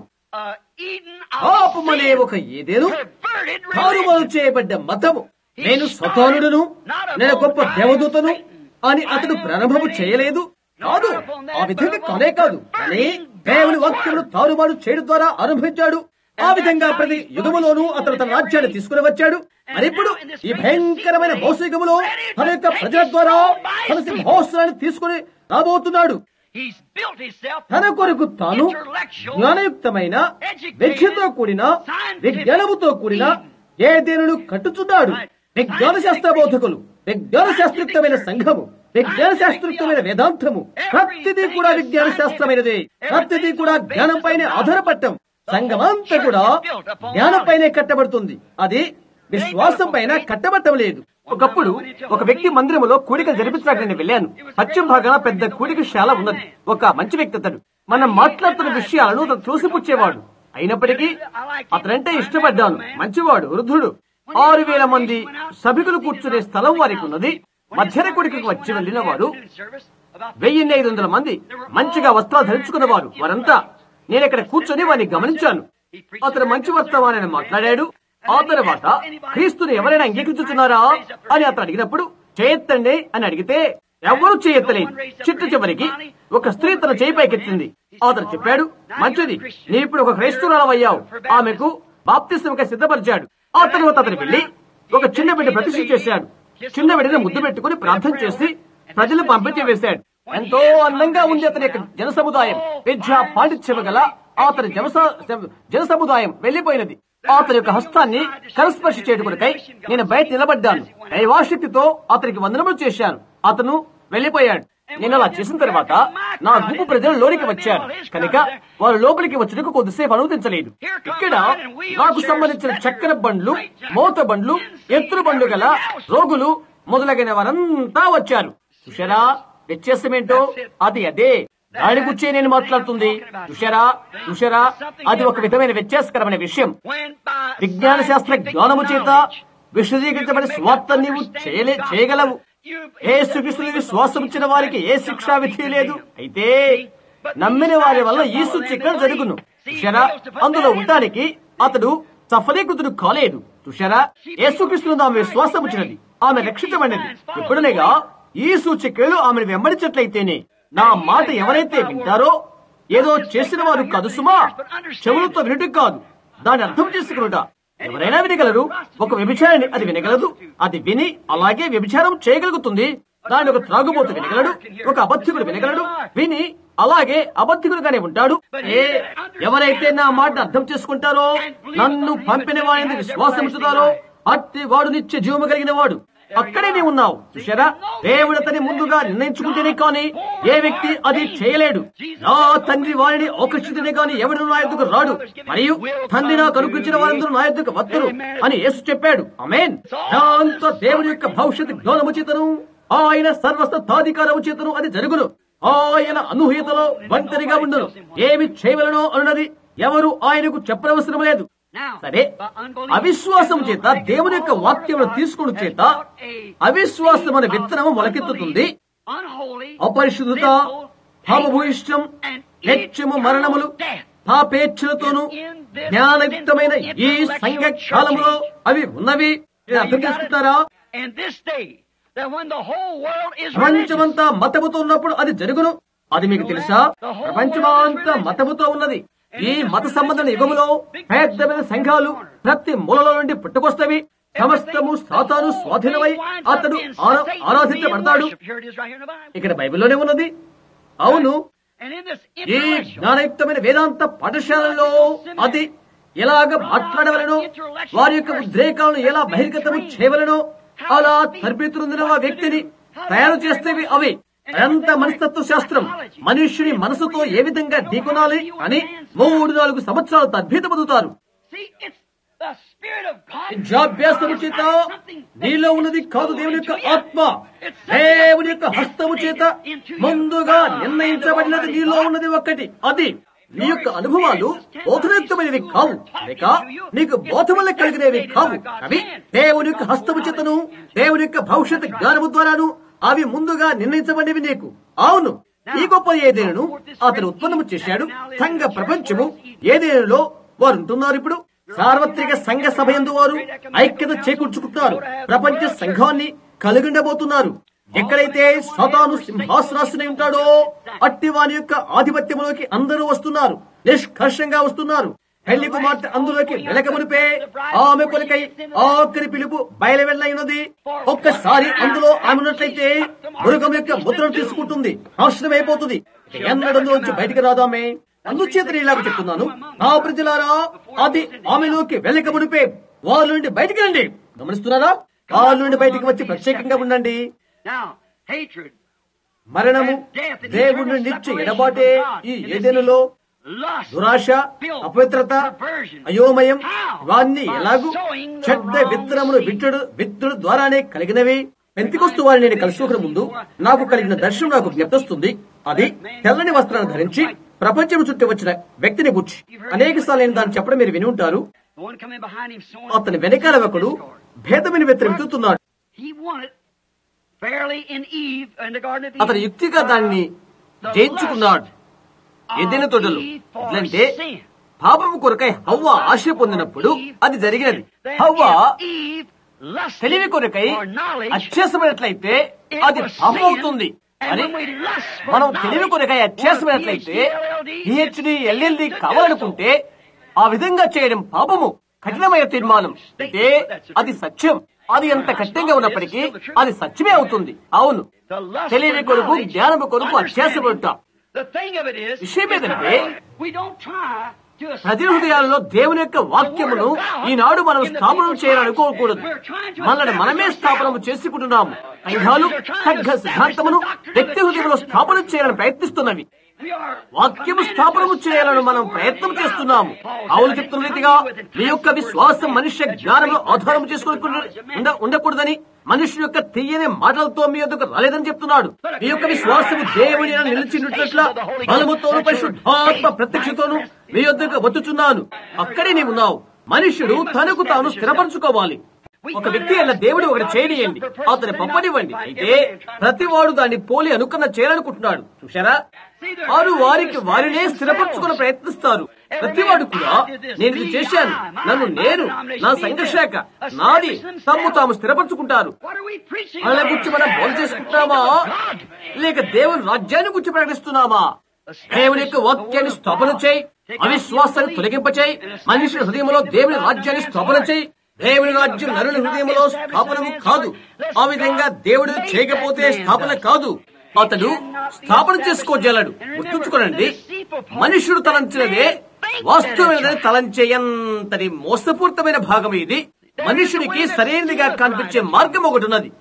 ప్రతి జ్ఞానయుక్తమైన ఉనికి మంచిగానే కనిపిస్తుంది. కొన్ని ఆదివారాల క్రితం నేను మీతో చెప్పిన రీతిగా చనిపోతున్న నా బిడ్డ ప్రక్కనే నేను నిలబడి ఉన్నాను. సాతాను అక్క నిలబడి ఈ విధంగా చెప్తున్నాడు, క్రితం రాత్రే నీ చేతిలో చనిపోయిన మీ నాన్న అడుగో అని చెప్తున్నాడు. ఆ చనిపోయిన శవాలు పడి ఉన్న ఆ గదిలో నీ భార్య ఎదుగో, అక్కడ నీ బిడ్డ కూడా పోతున్నాడు. నీకు జవాబు కావాలని నీవు ఆయన అడుగుతున్నావు. అంటే ఆయన నీ పైన నీడ అనే తెర పరిచి ఉన్నాడు. ఈయనను మరిప్పుడు ఆయన మంచి దేవుడని నీవు చెప్తున్నావు, ఆయన స్వస్థపరచువాడని నీవు చెప్తున్నావు. నీవు నిలబడి ఏది సత్యమని చెప్తున్నావో నీవు చెప్పేది తప్పు అని అన్నాడు. ప్రతి విధమైన తర్క వితర్కమందు, ప్రతి విధమైన మానసిక ప్రతిస్పందనలు వాదించినట్లయితే అది సత్యమే. అంతవరకు అతడు వాస్తవమే. నీ నేత్రము తెరవబడును, నీవు మంచి చెడులను తెలుసుకుందువు అని అవ్వతో అతడు చెప్పడం వాస్తవమైన విషయమే. మీరు దేవదూతల వలె ఉందురు మంచి చెడుగులు ఎరుగుట విషయంలో. ఎందుకంటే వారు దిగంబరులని తెలుసుకుంటకు దేవుడు అనుమతి ఇవ్వలేదు వారికి. కనుక చెడు నుండి మంచిని తెలుసుకుంటారు. అతడు చెప్పినది వాస్తవమే. అయితే చూడండి, దేవుని యొక్క వాక్యానికి అది విరుద్ధమైనది. అలాగనే సేవకులు మనుష్య కల్పితమైన వేదాంతములను నేర్చుకుంటా తమిళంలో అలాగే అవుతుంది. అది మంచిదిగా అనిపించవచ్చును, విషయాన్ని అర్థం చేసుకుంటా మంచిది కావచ్చును. అయితే అది తప్పు. మనం అది అర్థం చేసుకోవడం అవసరం లేదు. మనం అది నమ్ముదాం. ఎందుకంటే అది ఆ విధంగానే దేవుడు చెప్పాడు కాబట్టి అది అలాగే జరుగుతుంది. సమస్తము కూడా అలాగే జరుగుతుంది. ఆ విధంగా మనం అది నమ్ముచున్నాము. అవ్వ PhD కోసము ఎంత తపన పడిందో చూడండి.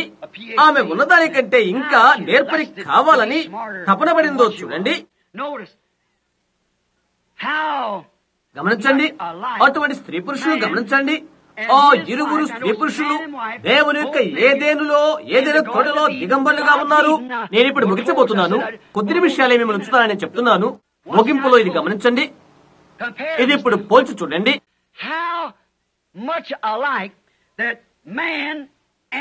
ఆ యొక్క స్త్రీ పురుషులు ఒక చిన్న మాచిక కూడా లేకుండా వారిరువురు ఏదైనా తోటలో ఉన్నారు.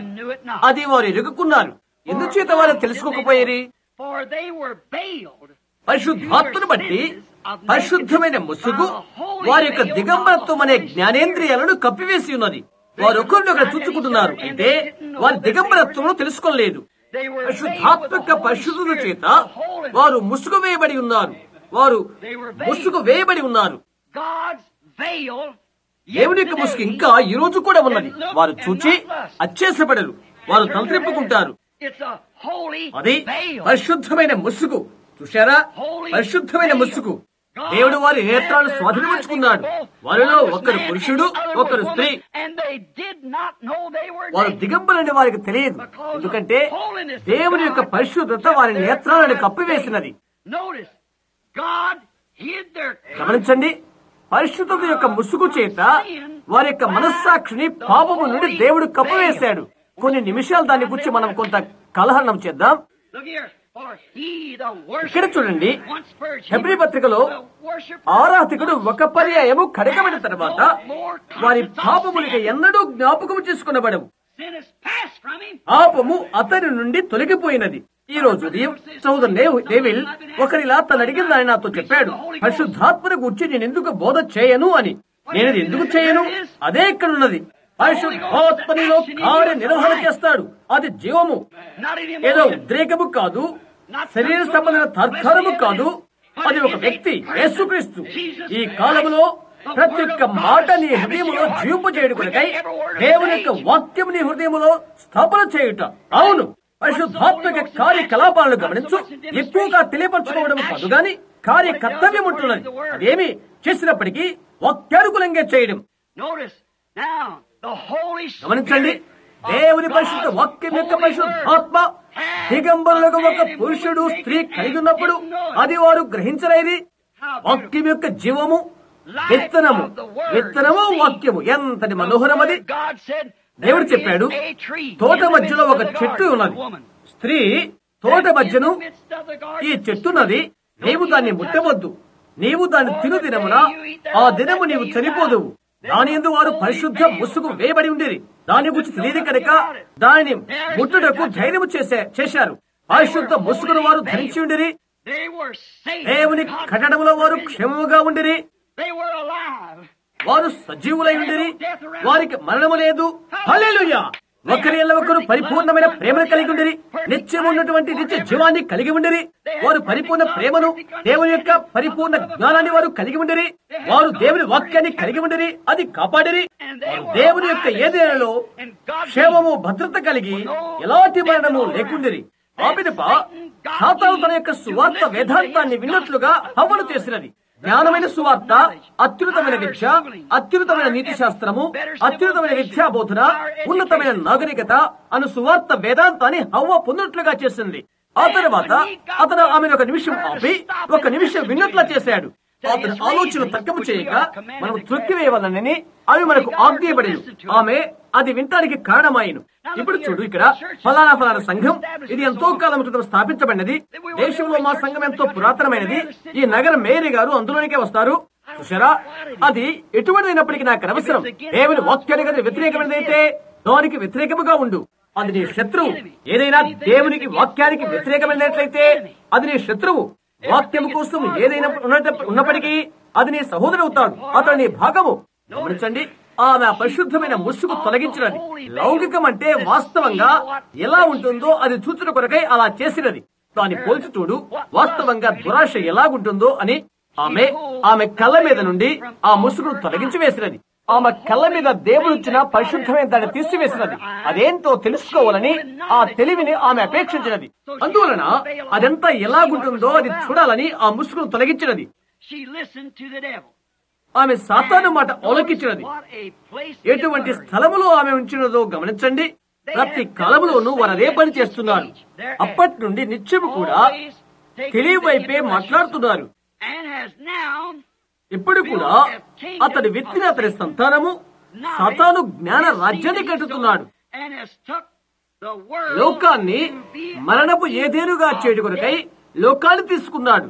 ఇప్పుడు గమనించండి, ప్రకటన 3వ అధ్యాయం లౌకిక సంఘ కాలాన్ని చూడండి.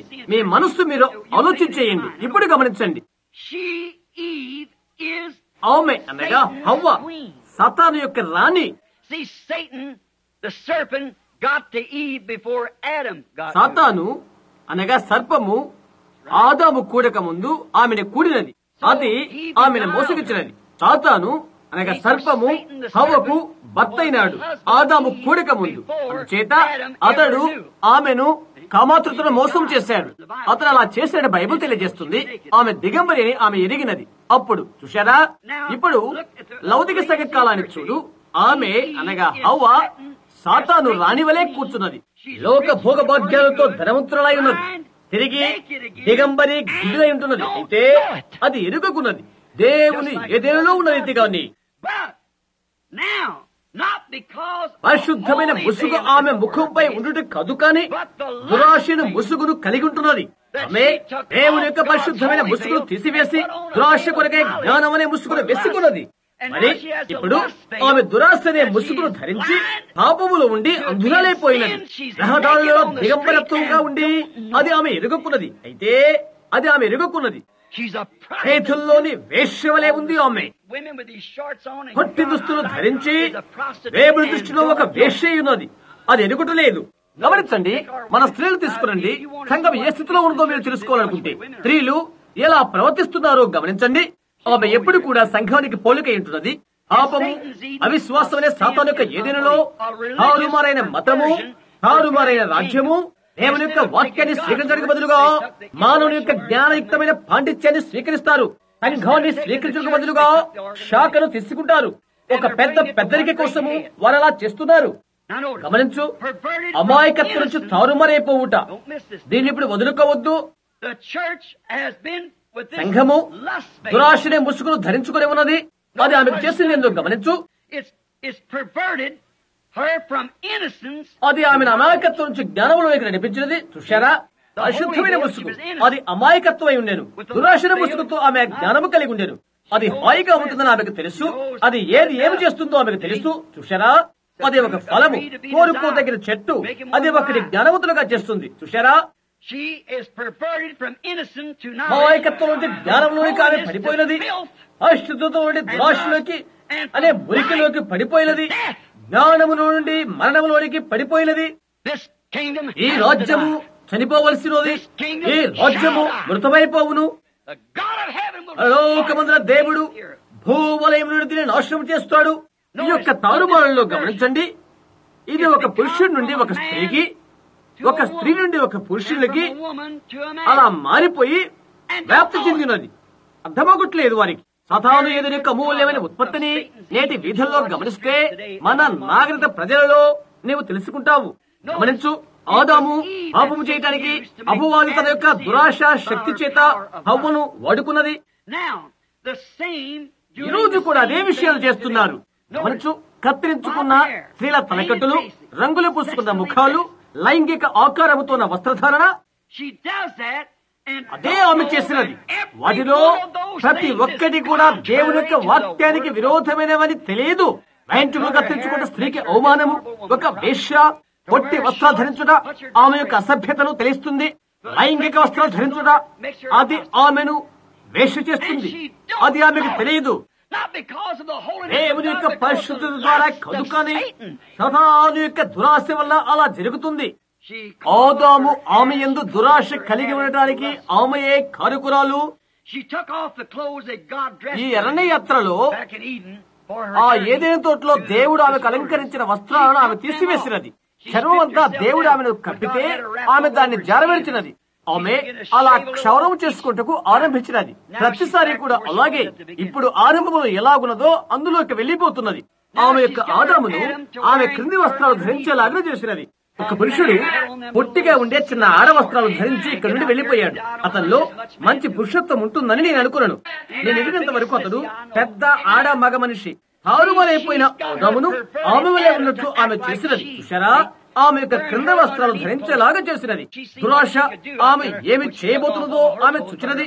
దూరాన ఆమె ఏమి చేయబోతుందో ఆమె అది చూచినది. ఆమె వస్త్రాలను తీసివేసి, అయితే ఆమె లోపలి వస్త్రాలు తప్ప, అవే పొట్టి వస్త్రాలు అనుకోవచ్చు, అవే స్త్రీ యొక్క లోపలి వస్త్రాలు. ఇక్కడ ఆమె యొక్క ఆదాము వాటిని ధరించాడు. ఇప్పుడు అటువంటిది దేవుని యొక్క అస్త్రైన వాక్యానుకూలంగా స్త్రీ పురుషుల వస్త్రాలు ధరించడం హేయమైన విషయం అవుతుంది. ఆ విధంగానే దేవుని యొక్క వాక్యాన్ని బట్టి ఆ విధంగానే పురుషుడు స్త్రీ వస్త్రాలు ధరించడం హేయమైన విషయం. ఆలోచించు. ఆ విధంగానే అతను ఇప్పుడు ఆడవాళ్ళు తలగబెట్టుకునే వంకెలు ధరిస్తున్నాడు. వాటి క్రిందకు దువ్వి వాటికి వంకు పెడుతున్నాడు. ఆ జీవితంలో వికారమైన దృశ్యాలను నేను చూడటం ఏదంటే, ఆ పిల్లలు నేడు ఆ విధంగా క్రిందకు దూతారు. ఒక విధమైన పెరాక్సైడ్ తో వెంట్రుకలకు రంగులు వేసి వాటిని నానబెట్టి వంకెలంకులు త్రిప్పి అలా చేస్తారు. పెద్ద ఆడతనము గలవాడవు. వేదిక వద్ద ఉండి అలాంటి చెప్పడం ఎంతో భయంకరమైన విషయం. అయితే దేవుని ఇంటి వద్దనే తీర్పు బయలుదేరుతుంది. మీరు స్త్రీవో పురుషుడివో తెలుసుకోలేకున్నారు. మన యొక్క అమెరికా దేశం యొక్క సైన్యం ఇక తదుపరి పొట్టి వస్త్రాలతో వస్తుందని అనుకుంటున్నాను. అవును, ఎటువంటి తారుమలో చూడండి. స్త్రీ వస్త్రాలు ధరించుట, ఆమె ఉంగరాల జుట్టు వీరి పెట్టుకుంటా. నేను హోవర్డ్ జాన్సన్ దగ్గర ఉంటుంది. ఇక్కడున్న వ్యక్తి కాదు ఆయన. రహదారిపై నుండి వెళ్తున్న ఆ వ్యక్తి. నేను అలా వెనకాల కూర్చుని ఆశ్చర్యపోయాను. ఒక చిన్న కుర్రవాడు నోరు తెరుచుకుని అలా వస్తున్నాడు. నల్ల జుట్టు కలిగే ఉన్నాడు. ఇలాగ అతను దువ్వుకున్నాడు. అందులో ఒక గుండ్రాయి లాంటిది ఒకటి పెట్టుకుని అతని కళ్ళకు పైగా వంకలు తిప్పుకొని ఉన్నాడు.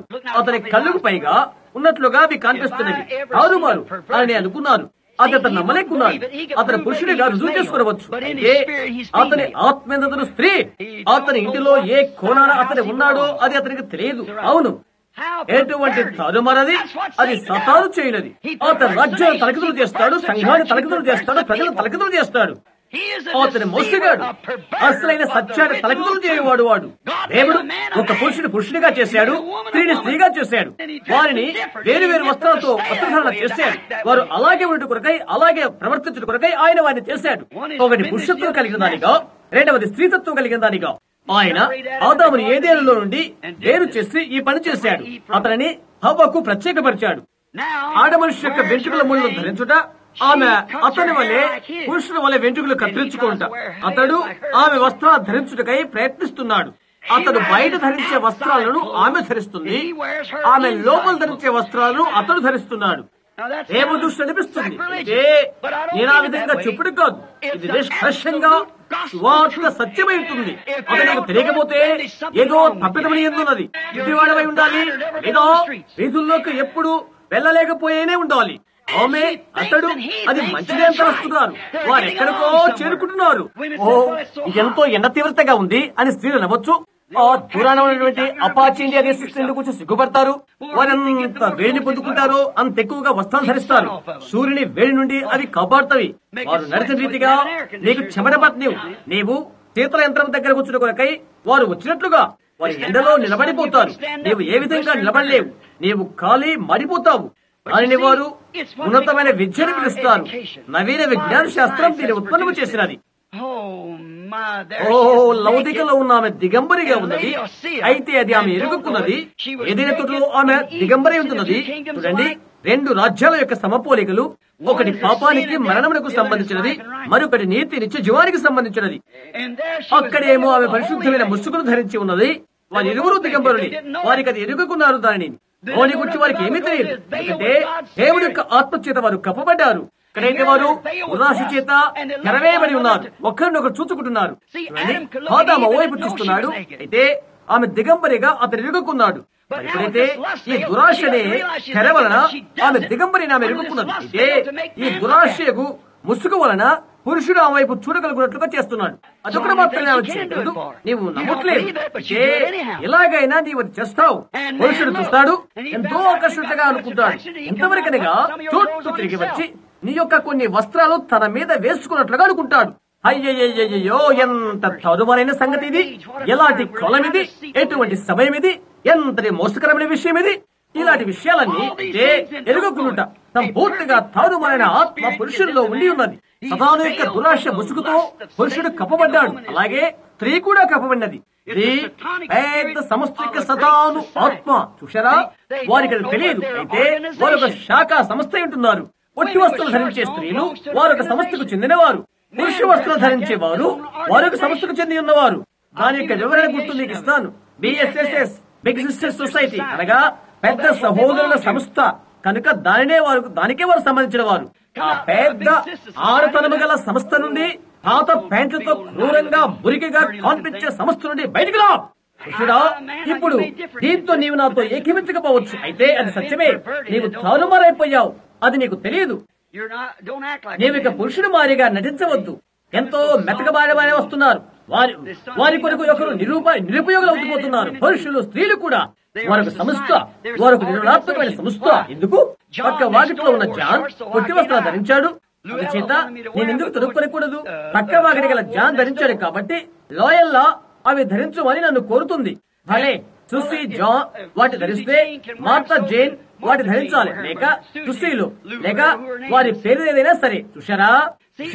అది సహవాసం. అది ఒక సంస్థ. నీవు వానికి వాస్తవంగా చెందినవాడవు. అది నీ వెరుగు. ఆ విషయం అది అలా ఉన్నట్లయితే అది అలాగే ఉండడం మనం చూస్తున్నావు. కాబట్టి నీవు గుడ్డివానిగా ఉన్నావా? ఈ సంఘర్షక నిమిత్తమై నీవు గుడ్డివానిగా ఉన్నావు. సాతాను అందులోకి నలిపివేసినది. అది దేవుని యొక్క అసలైన వాక్యమును, ఆయన రాజ్యమును, ఆయన బిడ్డల ఆయనకున్న ప్రణాళికను తారుమారు చేయుట అది అవుతుంది. ఏ విషయాల్లో సాతాను స్త్రీ పురుషులను తేలినది తారుమారుటనగా అది వారికి తెలియదు. దేవుని యొక్క కుమారుడు ముఖంపైకి వెంట్రుకలు తిప్పుకుంటూ గాని, పొట్టి వస్త్రాలు ధరించి వేధుల్లో తిరగడం గాని ఇక ఉండదు. దేవుని బిడ్డ అలా చేయగలడా? సంఘ పెద్ద వేదిక వద్ద సంఘ కాపరి అలా చేస్తాడా? లేదు, అది దేవుని బిడ్డ చేయనది కాదు సుమా. దేవుని యొక్క వడపద సభలకు అతను ఎన్నడూ రాడు. ఆ స్త్రీ యొక్క వస్త్రాలను అతను ధరించాడు. అతను అలా చేయలేడు. అలాగే ఆమె అతని వస్త్రాలు ధరించదు. చూశారా? అతను దేవుని కుమారుడు కాదు, అతను సతాను కుమారుడు, సతాను యొక్క కుమార్తె. చెప్పడానికి కఠినమైన మాటే, సాతాను ఆక్రమించి లోకాన్ని తన స్వాధీనము చేసుకుని తారుమారు చేసినది, తన రాజ్యాన్ని చేస్తున్నది. మనుష్యులు తమకు తాముగా ఎలాంటి జీవితాన్ని కోరుకోవాలో అందుకొరకై స్వతంత్రులుగా చేయబడ్డారు. తద్వారా నీ హృదయంలో ఏమున్నదో తెలియబరచబడుతుంది. చూడండి, ఇదేంటో తెలుసా? నీ యొక్క క్రియలు ఎంతగానో బిగ్గరగా వినబడును. అది నీ యొక్క స్వరం దిగదారింపజేస్తున్నవి. నేను ఒక మనిషి దగ్గరికి వెళ్లి ఇలా చెప్తే, మనమంతా క్రైస్తవులు, మనం సంఘానికి చెందిన వారు అయితే అతని కార్యాలయం నిండా సగం బట్టలతో ఉన్న బొమ్మలు వేలాడుతూ ఉన్నవి. అతను చెప్పిన దాన్ని బట్టి వ్యత్యాసం ఏమీ లేదు. నీ వల్లే నాకు బాగా తెలుసు. తల వెంట్రుకలు కత్తిరించుకుని నేను క్రైస్తవురాలనే అని ఒక స్త్రీ చెప్పనివ్వండి. దానికంటే ఉన్నతమైనది మీకు తెలుసా? చూశారా? అవునండి, ఒక స్త్రీ పొట్టి పొట్టి బట్టలు ధరించి రంగులు పూసుకుని మేకప్లు చేసుకుని క్రైస్తవురాలను అని చెప్పనివ్వండి. దానికంటే ఉన్నతమైనది మీకు తెలుసు. దానికంటే గొప్పదానిని దేవుని యొక్క వాక్యం మీకు బోధిస్తుంది.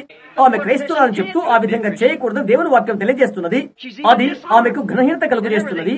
ఏ విధంగా తనను అవమానపరుస్తుందనగా, దేవుడు తన రాజ్యమందుంచుకొనను. లేదండి, అది ఎన్నడూ అలా జరుగుదు. లేదండి, వారి యొక్క కోరికలను వారు తెలియజేస్తున్నారు. యావత్తుతో కలిసి భుజించినది పావురాన్ని నీవు చూడగలవా? ఎప్పటికీ నీ వాళ్ళ కనుగొనలేవు. ఒక పావురానికి ఎటువంటి పెచ్చు ఉండదు. ఆ మురిగిన దాన్ని అది భుజింపలేదు. దానిని అలా ఎంగిలి చేస్తే దానిని చంపివేస్తుంది. అది దానికి తెలుసు. అయితే రాబందు దానికి ఇష్టం వచ్చినంత అది బుధిస్తుంది. చూశారా? దానికి ఎంతో పెచ్చు ఉన్నది. అలాంటి విషయమే లోకములో కూడా ఉన్నట్టు నీవు చూడగలవు. అదే సంగతులు. వారు పుట్టివారు, దిగంబరులు, వారు ఎదుగురు. జ్ఞానము కొరకైన దురాశ కలిగి చేత సాతానుడు అది చేశాడు. లైంగికము కొరకు ఆమె యొక్క స్వబుద్ధితో ఆమె అది కోరుకున్నది. ఇప్పుడు గమనించు, హవ్వ ఆదామును అతిక్రమంలోకి నడిపినది. స్త్రీయే ఆదాము ఎదురు తన యొక్క వస్త్రాలను తీసివేసినది. ఆదాము తన వస్త్రాలను తీసివేయక మునుపు. చూశారా? ఎప్పుడు స్త్రీ అలా చేస్తున్నది. ఎప్పుడు అంతే, ఇంకెప్పుడు కూడా అంతే. సంఘమే మనుషులు తప్పుదారి పట్టించేది. చూశారా? దేవుని కుమారుడు కొరకై ఆశయున్న వ్యక్తిని నడిపించున్నది సంఘమే. అది ఒక స్త్రీ, ఒక సంఘము. బైబిల్ కాదు, దేవుడు కాదు. బైబిల్ ఒక పురుషుడు. అవును, వాక్యము శరీరధారి ఆయన ఒక మనుష్యుడు. బైబిల్ ఒక పురుషుడు, సంఘం ఒక స్త్రీ. చూశారా?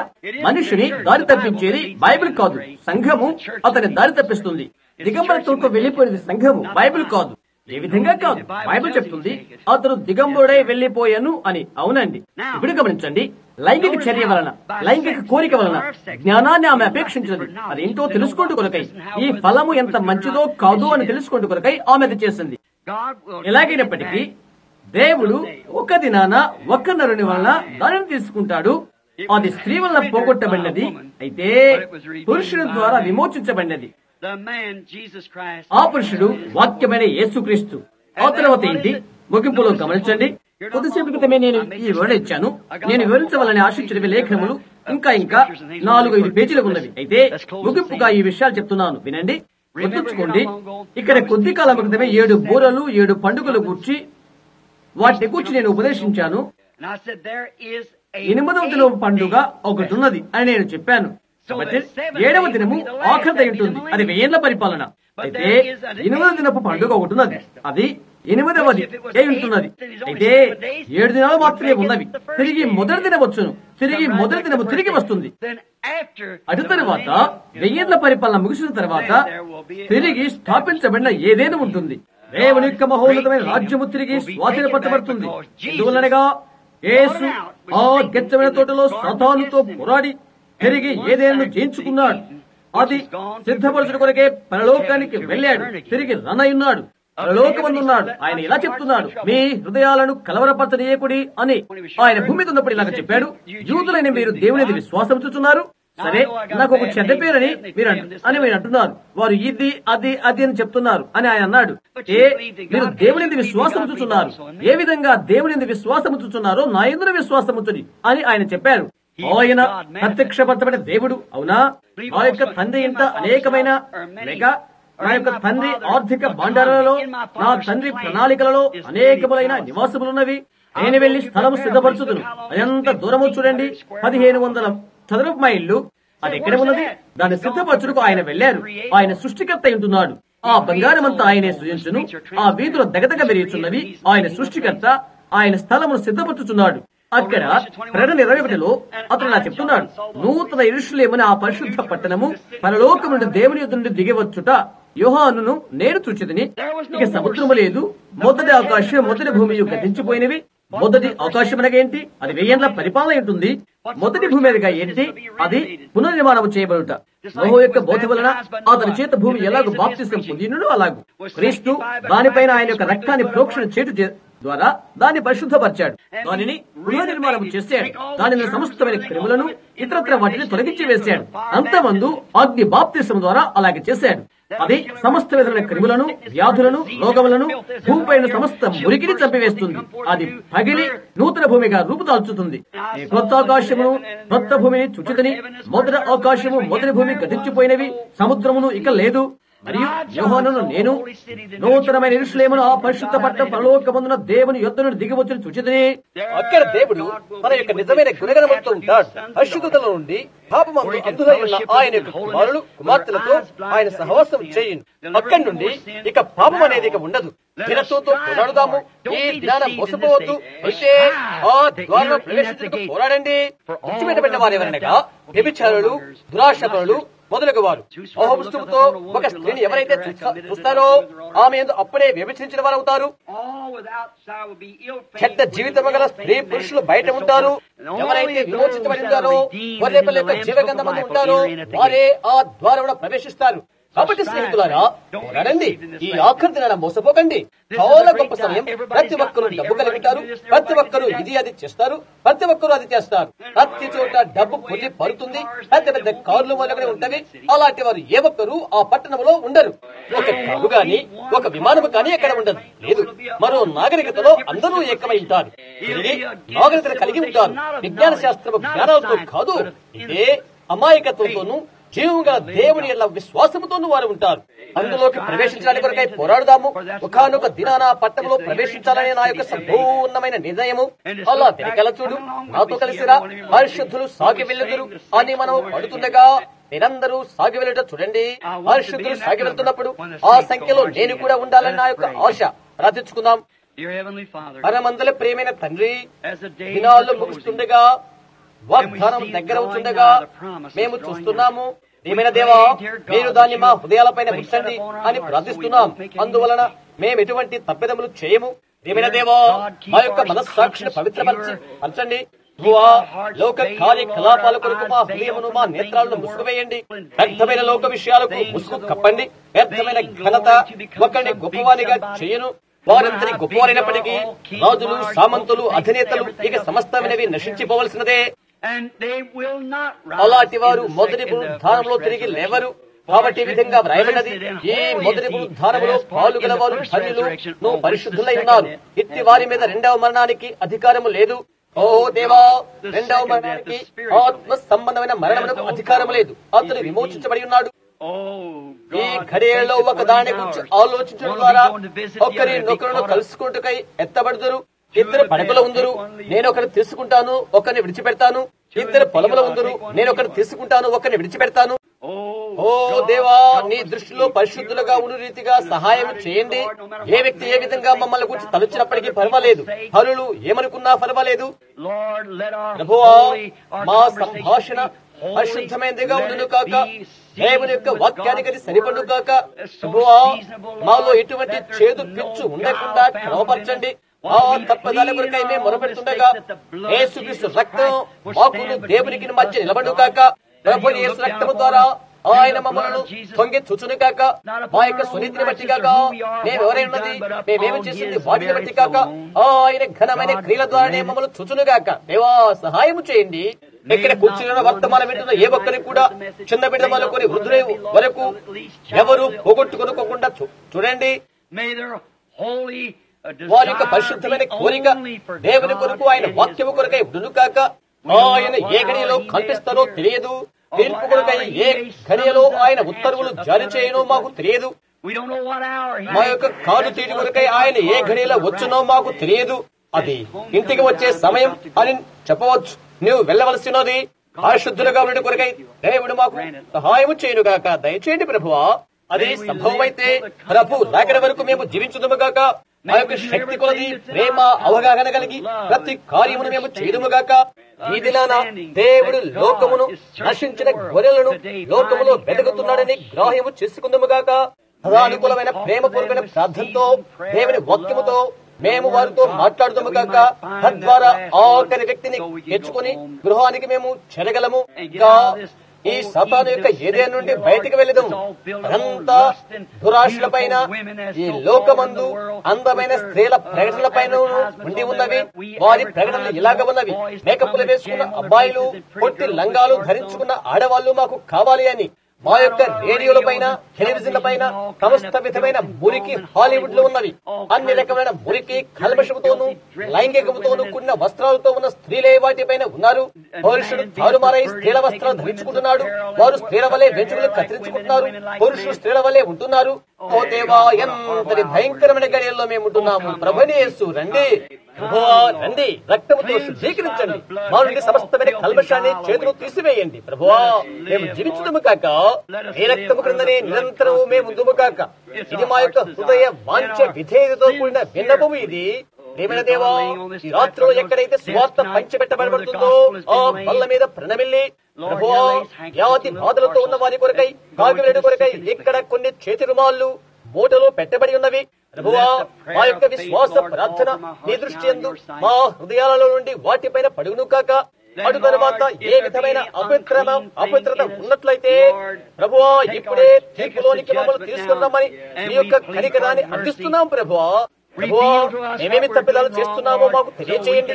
అందువలన రక్తము తీసుకుని మమ్మల్ని శుద్ధిపరచమని అడుగుతున్నాము.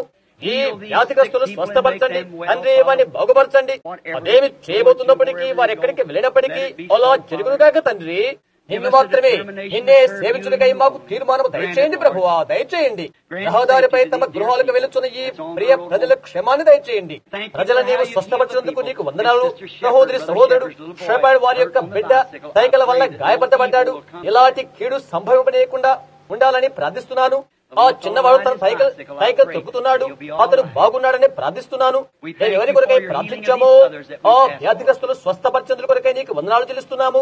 మేము అడిగింది మేము పొందుకున్నామని మాకు తెలుసు. ఎందుకంటే మాకు వాగ్దానము చేసిన ఆయనపై మేము నమ్మకించాము. యెహోవా, నీ కృప మాకు అనుగ్రహించండి. మా యొక్క పాపాలు క్షమించండి. యేసుక్రీస్తు నామమున అడుగుచున్నాము. ఆమేన్. మీరాయన నమ్ముతున్నారా? సాతాను యొక్క రాజ్యాన్ని బట్టి నీవు అలసిపోయి కృంగావా?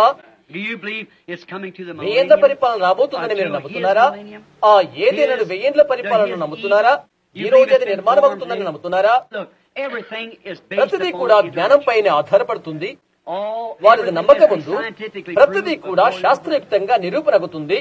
జ్ఞానయుక్తంగా దేవుని నీవు రుజువు చేయలేవు. విశ్వాసము ద్వారా నీవు ఆయన అంగీకరించాలి. దేవునికి వచ్చేవాడు ఆయన ఉన్నాడని, తను వెతుకు వారికి ఫలము దయచేవాడని నమ్మవలనే కదా. నేనేమీ తెలుసుకోవడం లేదు. అయితే యేసుక్రీస్తు రక్తము నన్ను పాపము నుండి శుద్ధీకరించినది. యేసుక్రీస్తు తప్ప నాకు మరొకటి తెలియదు. గతంలో పౌలు చెప్పినట్లుగా నేను చెప్తున్నాను, ఈ రాత్రి తెలుగు వేయబడిన యేసు క్రీస్తును తప్ప మీ మధ్య నేనెవరిని ఎరుగను. నేను ఎరిగింది అదే మీకు చెప్తున్నాను. ఈ బైబిల్ ను నా హృదయపూర్తిగా నేను నమ్ముతున్నాను. కలుషితము కాని దేవుని వాక్యమును పరిపూర్ణమైనదిగా నేను నమ్ముతున్నాను. దీని ద్వారా నేను జీవిస్తున్నాను. దీని ద్వారా నేను నిలబడుతున్నాను. నాకు 10,000 కొద్ది ప్రాణాలు ఉన్నప్పటికీ అందులో ప్రతి చిన్న కొన ఈ వాక్యము కొరకు ఇస్తాను. ఎందుకంటే అది యేసుక్రీస్తు యొక్క వాక్యము.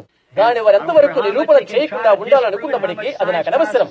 జ్ఞానశాస్త్రం అది నమ్మతగినది కాదని చెప్పినప్పటికీ నాకైతే లోకమందు ఒక్కటి, నేను ఈ వాక్యాన్ని నమ్ముతాను. ఆయన నావాడు, నేను ఆయన్ని ప్రేమిస్తున్నాను. మరి మీరు నీ హృదయంలో పాపం ఉన్నట్లయితే, నీ హృదయంలో తప్పిదం ఉన్నట్లయితే, ఏదైనా ఉన్నట్లయితే ఇప్పుడే ప్రార్థించు. క్షమించమని దేవుని అడుగు. నేను నీ కొరకు ప్రార్థిస్తాను, నీవు నా కొరకు ప్రార్థించు. దేవుడు నిన్ను దీవించును గాక. అదే నా ప్రార్థన.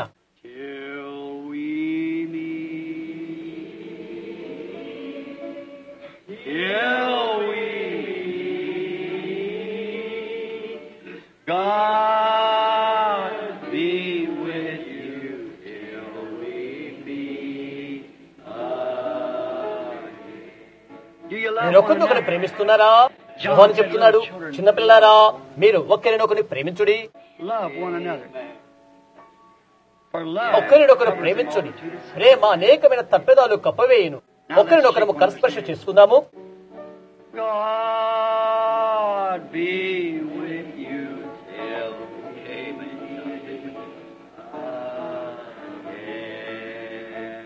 till we meet. ఒకరి ఎల్ల ఒకరు దయగలిగి ఉండండి. భక్తి వారి ఎల్ల దయగలిగి ఉండండి. నీ పొరుగు వాడిని మంచిగా చూడు. యేసు వచ్చే వరకు మచ్చలేని వానిగా నిన్ను నీవు కాపాడుకో.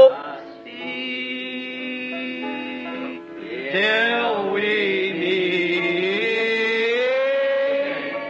till we meet, God be with you till we meet again. You love him? మీరు ఆయన ప్రేమిస్తున్నారా? అది నా ప్రార్థన. మీరు నా కొరకే ప్రార్థించండి, నేను మీ కొరకే ప్రార్థిస్తాను. నేను ఇప్పుడు తిరిగి ట్యూషన్కి వెళ్ళాలి. దేవుడి వాళ్ళందరినీ ప్రేమించాలని నేను దేవునికి ప్రార్థిస్తున్నాను. అక్కడి నుండి నేను కెనడాకి వెళ్తున్నాను. తిరిగి కొలరాడుకు తిరిగి వస్తాను. చూశారా? సోదరు టోనీ అక్కడ ఉన్నాడు. గొప్ప కార్యం జరిగినది. రోమునందని వాటికన్ పట్టణంలో ఉండే నేను వచ్చి రోములో ఉద్యమ సభలు ఏర్పాటు చేయాలని వారు నన్ను పిలుస్తున్నారు. అప్పుడు ఇప్పుడే తిరిగి వచ్చాడు. ప్రజలంతా ఏక మనసులై ఉన్నారు. అక్కడ పెద్ద నాటకశాల ఉన్నది. వేల కొలది కూర్చొని స్థలం. ఉద్యోగం కొరకై నేను అచ్చటికి రావాలని వారు నన్ను కోరుతున్నారు. ప్రభు యొక్క పరిచర్యలో ప్రభు మహిమను వారు చూడాలని ఆశిస్తున్నారు. నేను దాని కొరకై ప్రార్థించవలసి ఉన్నది. ప్రభు ఏమి చెప్తాడో నేను చూడాలి. నా విమోచకుడు, మనమందరం కలిసి ప్రార్థిద్దాం. We're watching for the coming of our blessed Savior. Lo and behold, the fig leaves now becoming green. The gospel of His kingdom has gone to every nation, and we're near the end, can be seen. Is that right? Then gladly away we'll herald the message of His blessed appearing. Soon He's coming in glory to tell to one and all. Then awake ye saints of the Lord while slumber when the end is nearing. Let's get ready for that final call. ఆమె తిరిగి పశ్చిమ దిశగా మలుతుంది. ఈ దినాలలో వెనుకకు నడిపించుకుంటూ వెళ్తుంది. ఆమె తప్పక అలా చేస్తుంది. అది వాస్తవం. Take the name of Jesus with you, child of sorrow and of woe. It will joy and comfort give you.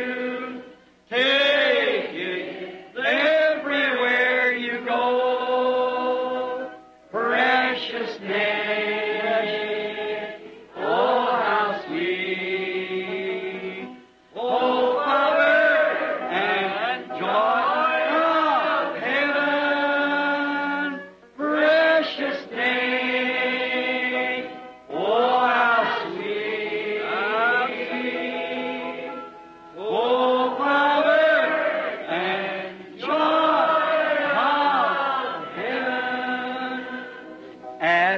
The name of Jesus bowing, falling, prostrate at His feet. King of kings in heaven will crown Him. For when our journey is complete, precious name.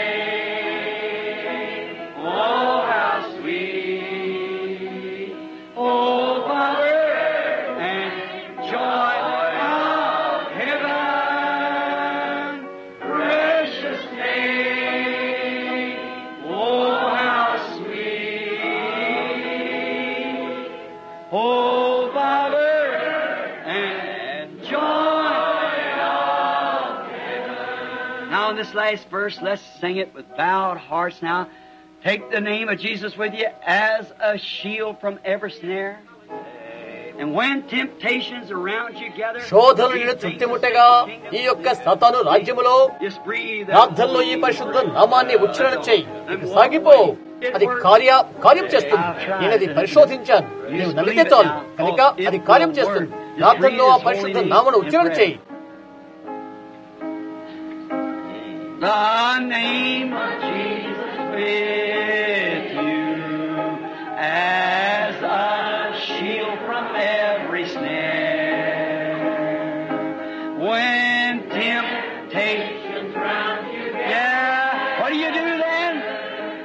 breathe His holy name. The veil will come over your face and precious name, precious name. Oh, how sweet. Oh, Father, and joy of heaven, precious name. Oh, how sweet. Oh, Father, and joy of heaven. తిరిగి సహోదరు బేలెన్ వేదిక మీదకు రమ్మని నేను ఆహ్వానిస్తున్నప్పుడు మనము తల వంచుకుందాము.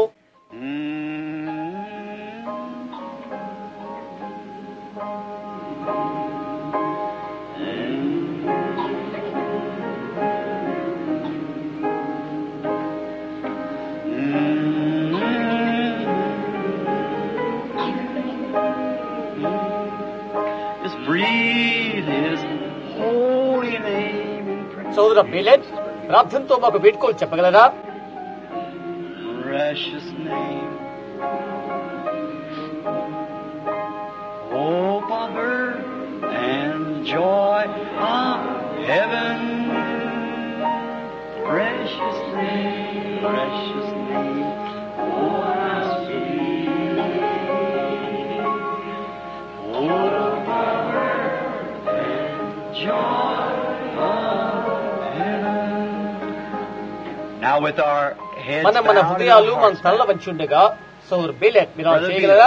మన యొక్క సహచరులలో ఒకరు సహోదరుడు ఎస్ఎల్ బేలెట్ ఎంతో నమ్మకస్తున్న క్రైస్తవ సహోదరుడు, నమ్మకస్తుడు.